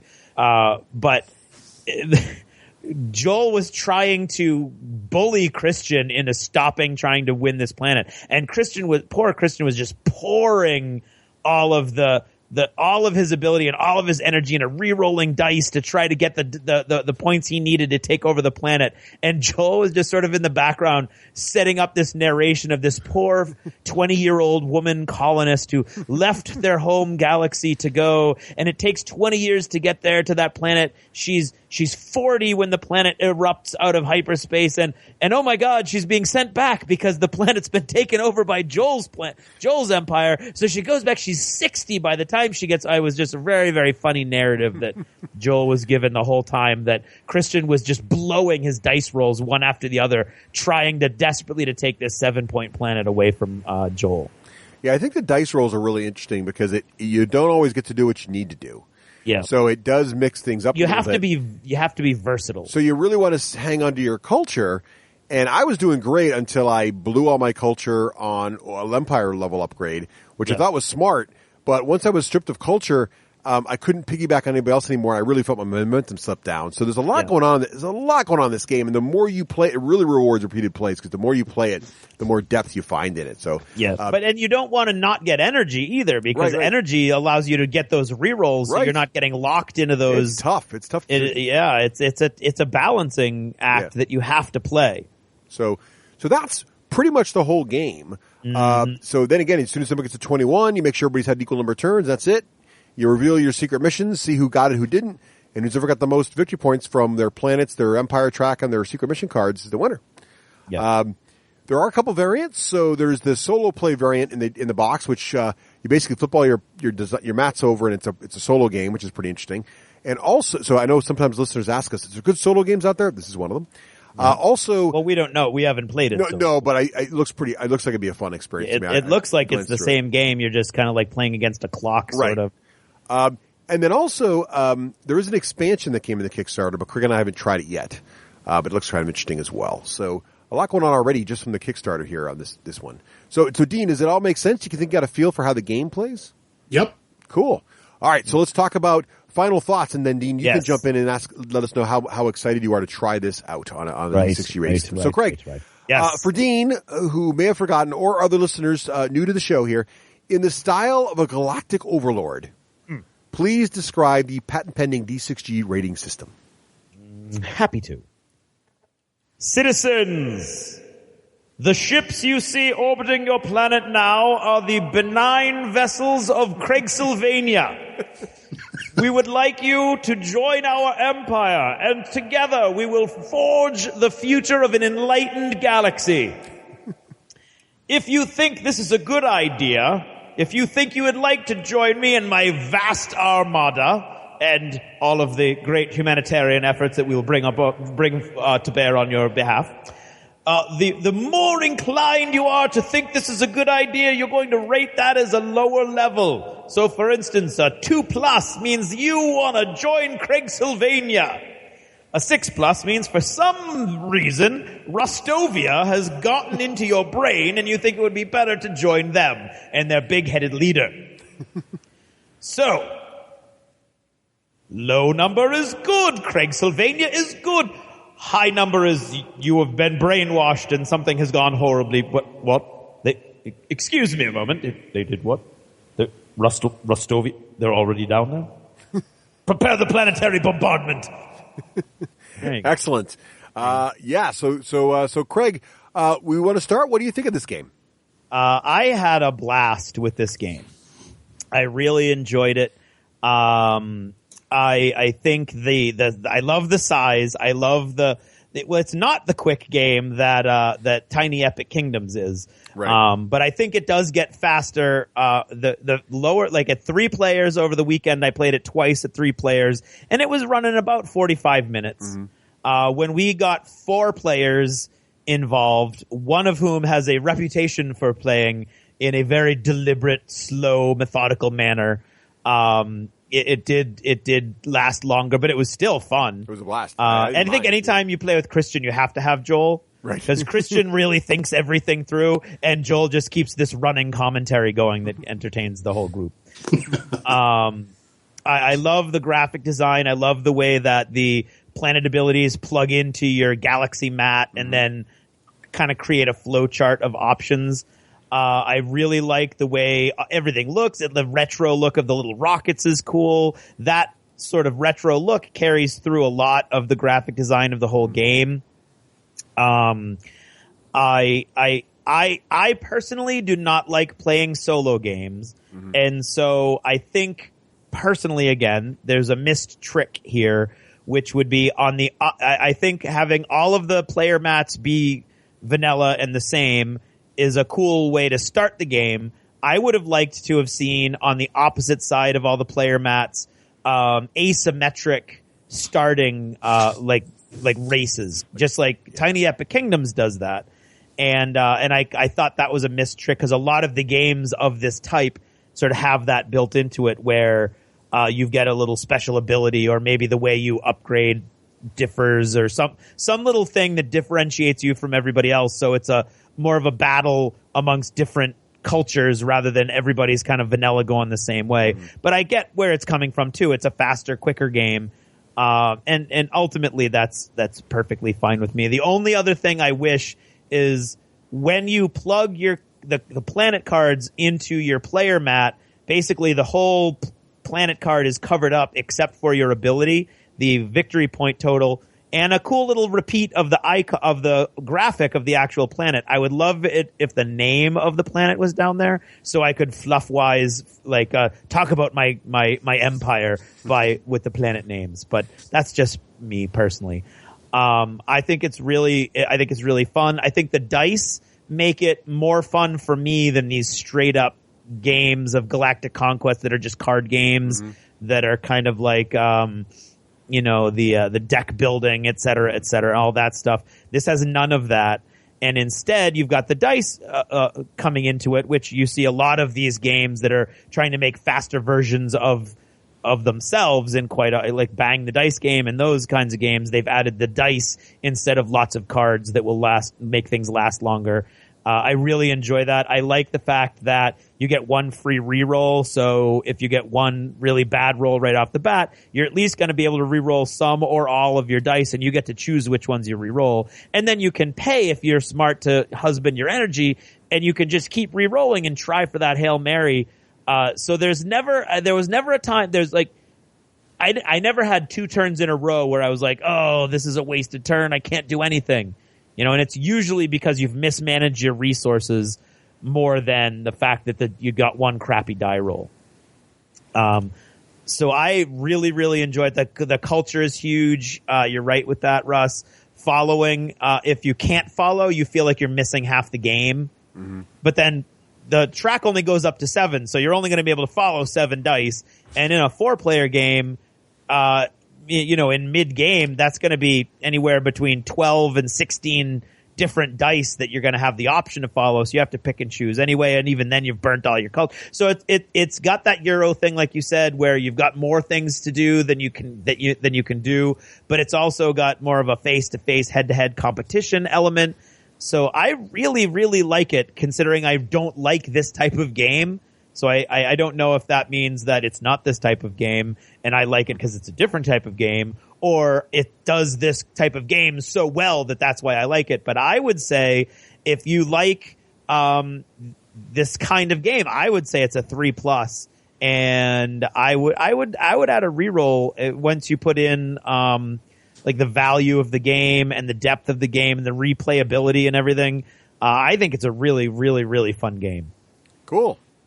What about you, Russ? Well, I agree with almost all your points. So I think I love the price point and the portability. I think that's fantastic. So I think this idea of these tiny epic games where they're trying to cram these games that are normally much meatier into a small box is great. And I love the components. I think what's great about it is the graphic design and the components are really top notch for a very affordable game. So there's been companies that make think of cheap ass games and other companies that make really, really cheap games that are fun, but by definition, their components are light. This game is actually very affordable, very small, but the components are still great. It gives you a meaty. You do feel like you're playing a really high production value game. No expense has been spared on the graphics and the artwork, which is great. And there's a lot of game here. As Craig mentioned, there's a lot going on in this game, and the more you play it, I think the more it rewards that. It's not the kind of game where it's fun a few times and then it's going to get boring because it's so small and so simple. There's a lot going on here, and I actually think there's a little more depth here than in Tiny Epic Kingdoms. I think Tiny Epic Kingdom's replayability is in the variety of the factions, which this game is missing. I think this game, where Tiny Epic Galaxies has variety and strategy. I think there's a lot going on here that your players can counter each other and a lot more of that. Yeah. It is, that said, it's nothing like Tiny Epic Kingdoms except for the name. So it's a great addition.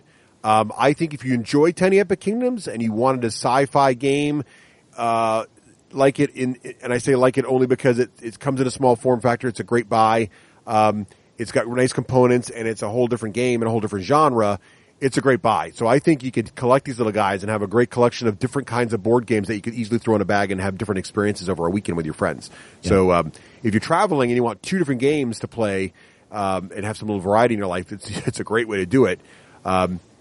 I do agree with Craig. I wish there was an asymmetric option. I wish there were factions. It would have been so easy to do. All it would have taken would be putting some powers like there are on the planets on the card.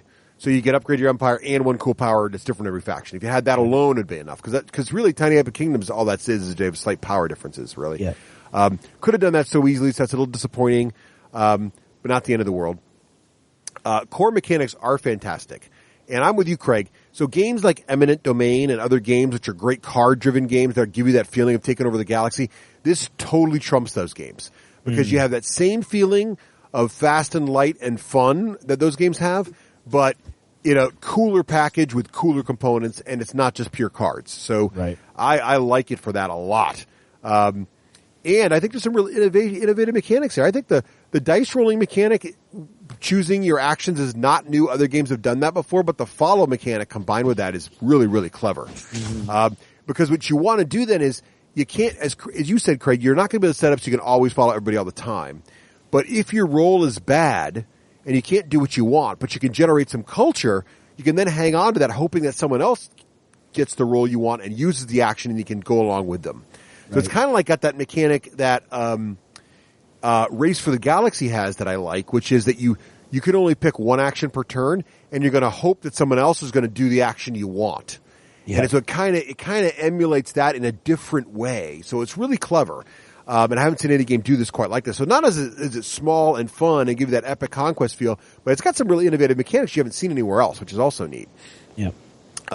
So I like this a lot. Craig, I'm going to give this a 3+ across the board with no qualifiers. I think this is a great game, regardless of your gamer background. If you like, a nice game where you sit down and have to think a little bit, but it doesn't outstay its welcome, and it's got some great components. This doesn't need any qualification at all, and it's the added bonus that you can throw it in your bag and take it somewhere. Yeah. It's really easy to learn, challenging to master, got great components. This is a 3+ easy. Cool. Maybe even with a reroll. Ah. So, Dean, after hearing all that, what do you think your rating is? I don't think you can let it hang with a maybe. You got to make a call. I'm putting the reroll in. I'm putting the reroll. Okay, there you go. Throw it out there. In. I'm all in. Unqualified success. Unqualified. Yes. There you go. So, Dean, what do you think? What's your likelihood to want to try this thing? Well, I think it sounds like a really great game. I've played Tiny Epic Kingdoms twice. And like you said, the randomness with the dice and with the mission cards, I think adds a little bit of a fog of war and a little bit of randomness that I like. That's one concern I sort of have with playing Tiny Epic Kingdoms over a long period of time. Is even though that you've got all the different factions, that the game to me sounds like it seems like it'll be played pretty similar as you go along. But that doesn't look like that's the case here. There's too many weird things that could happen just by the roll of a dice. But on the other hand, it's not so random that you can't make a strategy, and that's pretty much hitting the sweet spot that I like. And it's a science fiction game, and I like science fiction games. So actually, and I agree with you about the factions. I think that would have been kind of nice to have. But still, I mean, that doesn't stop me from wanting to play this. I would just go 2+ with straight up. Wow, yeah, nice. Look at that. Nice. There you go. Dean wants to play Tiny Epic Galaxies. And he should. It's a good one. So, Dean, thank you so much for taking time out of your busy schedule. It's been a blast to talk to you outside of Gen Con. And Torg offering there to join us. So Dean, if people want to find out more about you and what you're up to, where should they go on the internets? The best place would be to Twitter, at torghacker or at torghacker. All right. TORGHACKER. Mm-hmm. And I am very active on Twitter, so I might be too active for some people, but that's certainly where I spend most of my time on social media. Dean, also, not everybody knows this, but you're also a weather person. Yes, I am a weather forecaster, so you can blame me. So let me ask you this. I know you're up in Canada, but what is the weather? I'm going to test your ability right now. Ready? I'm going to challenge you. I need you to predict, how bad is the winter going to be in New England this year? Oh, geez. I don't think it's going to be that bad. So you heard it here first. There it is. Less severe than last year. That's what Dean said. Well, that's easy.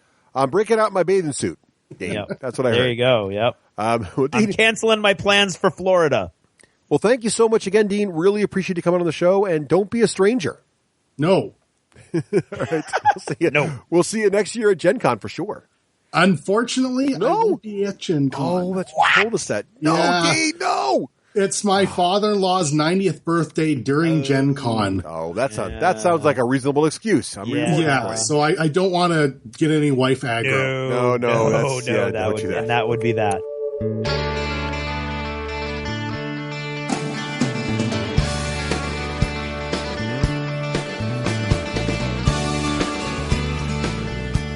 This edition of Did You Ever Notice is brought to you by all of our fine patrons over at Patreon. These are the folks that have stepped up and help us day in and day out, every episode, come in, come out, get the job done. Today I'd like to thank Christoph Kowalczyk, Matt, Andrew Sipes, Bill Tegeler, and Paul Buddha, or Buddha, but I'm going with Buddha. Thanks, guys, and thank every one of you who stepped up and did a little extra and help us keep the lights on. We really, really, really appreciate it. Did you ever notice how wildly different people can be in what they want and what they're looking for in a game and in how they enjoy their games? I mean, there are as many points of view as there are gamers in a room about games in particular, but about everything, really. That comes really to the forefront for me when I'm doing a Kickstarter. And so this is more of an observation, really, and I'm certainly not telling anybody what they should think or how they should go about doing their Kickstarter, etc. I'm mainly just thinking out loud. I recently did a Kickstarter, and you could tell generally when a Kickstarter is being run by relatively new folks, or just relatively easily led folks, but usually it's new folks. And what you need to know, what everyone should know who does Kickstarters, and anybody who's ever done anything social on the internet, is that there will be a few very vocal people. They're going to be the most vocal people. They're going to camp out on your comment section. They're going to check it every hour. I don't know what they do for work. But, you know, and it's not a judgment call on them at all. They're super excited about that Kickstarter for whatever reason. And they're engaged in the community. They're really kind of the people that are going to keep things flowing, and they're going to keep things pumping for you. And they're really, really important. But you have to keep in mind that they're a very, very vocal minority. Okay. So it could be that everybody agrees with them. But what you have to understand is engagement, digital engagement is, you're talking right around the somewhere between the 2 and 10% mark for the most part. The rest of the people are happy to be on your project and they like your ideas and they're just going with it. Or maybe they are, lurking on your comment section and reading without commenting, which is what I usually do. And it's interesting when you watch what's going on the comment section, and then watch what's going on with things like the stretch goals, for instance. And sometimes there's a very marked connection between the two, and you can start to see, especially in some of these younger Kickstarter people, you can start to see where the stretch goals are being directly driven by the few vocal minority people, the vocal minority on the comment section. And sometimes that's great, and sometimes they have great ideas, and sometimes it's bizarre. I don't want to cast aspersions or say anything negative, because I was on it and I stayed with it through the whole thing, so I enjoyed it, and I'm looking forward to getting, what I pledged for. But the stretch goals really started to get strange because there were just a few guys on there that were really into one little aspect of this product. And it was interesting to me because it was a modeling thing. And it was, these people were agitating for what amounted to small pieces of balsa wood, but made out of high impact plastic. And I was like, that's where we're headed. And they got that. They got a stretch goal that was basically a bunch of different pieces of balsa wood, but molded in high impact plastic. And I was like, wow, so I guess my observation is sometimes, you've got to be a little more, discerning when I would think you have to. Again, I'm not telling anybody how to do it. I've never done a successful Kickstarter, certainly not a Kickstarter that went into, hundreds of thousands of dollars as many of these gaming ones do nowadays. And it could very well be me. I'm the only idiot in the room that doesn't, that would rather have something cooler than something I could just buy down at Hobby Lobby and cut into sections with an X-Acto knife. But that could just be me. And it works both ways too. You could get a vocal minority on your Kickstarter that are starting to be angry and upset and frustrated and they want more, and trying to help them, you may doom your Kickstarter. The most negative Kickstarter comment section experience I've ever had, and I've spoken about it before here. There were over 1,000 supporters of the Kickstarter. Less than 10 people were commenting on a daily basis, agitate, oh, this company is awful, oh, this is evil, oh, blah, blah, blah, oh, they're stealing our money, blah, blah, blah, blah, blah, blah. I'm quoting there. That was less than 10%. When I went through, and this is how frustrated I was, and longtime listeners will remember that I did this. Okay. I went through and I went through days and days. I went through one solid week of comments. There were 50 unique individual people commenting whose comments were ranging into the negatives. 50. Okay. So 5%. Right? Out of 1,000. Somebody help me out here. I don't know. Seems about right. So right in there between that 2 and 10% margin. And so 5% driving the people behind this Kickstarter insane with their accusations and their frustrations and their, it was awful. And again, vocal minority. So you've got to keep all that in mind. And it's a balancing act, I would imagine, and it's something I would never be able to do. So again, I am certainly not finding fault or casting aspersions. I'm just making an observation here, because you have to find a balance, because that vocal minority could very well be the group that's keeping your comment section positive and excited and engaged, so that new people who show up and check out your comment section go, oh wow, this has really got a great community. And that's a huge part of a lot of people jumping into a Kickstarter. So just something to keep in mind, though. And it's interesting when you see, like Tiny Epic Galaxies and Tiny Epic Kingdoms, for instance, a lot of the cool stuff, that's in those games. But then you look at some of those planets, and I'm sure people thought they were clever, and the planet names, and it's like my kid and his birth date and stuff like that. And I think there's 40 planets or somewhere around there. And I love the planet names. I love engaging in that little fluff level of that game. It's so much fun for me. And when it's just silly names, I'm like, oh, you're killing me. It certainly doesn't take anything away from my enjoyment of the game. I love the game. I played the game again this week. I think it's fantastic. But when one of those wacky names comes up, I'm just like, oh, Kickstarter, why? But, and I'm only assuming, it could very well be that those guys are just like, let's just make some wacky names. And it could totally be me. It could all be me. So that's all I've got to say about that sort of thing tonight. Thanks for listening, and good night.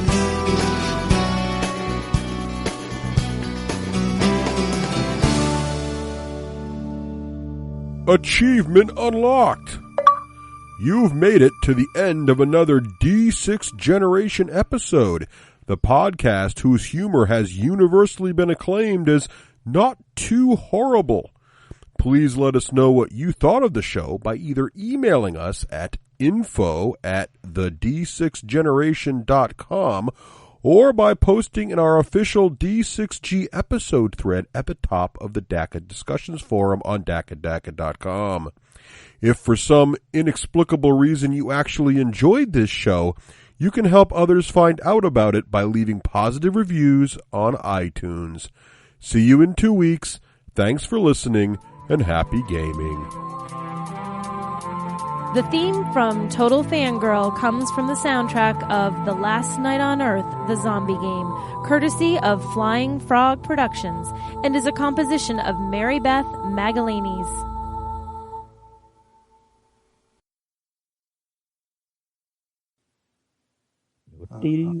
That's better. With a drunken man early in the morning. What do you do with a drunken sailor? What do you do with a drunken Up she sailor? rises, way hey, and up she rises. Way up she rises early in the morning. All right. Shave his belly with a rusty razor, shave his belly with a rusty razor, shave his belly with a rusty razor early in the morning. See what happens, Dean, when you don't have your headphones? Right. This is your fault. Complete I blame you anarchy. entirely. That's right.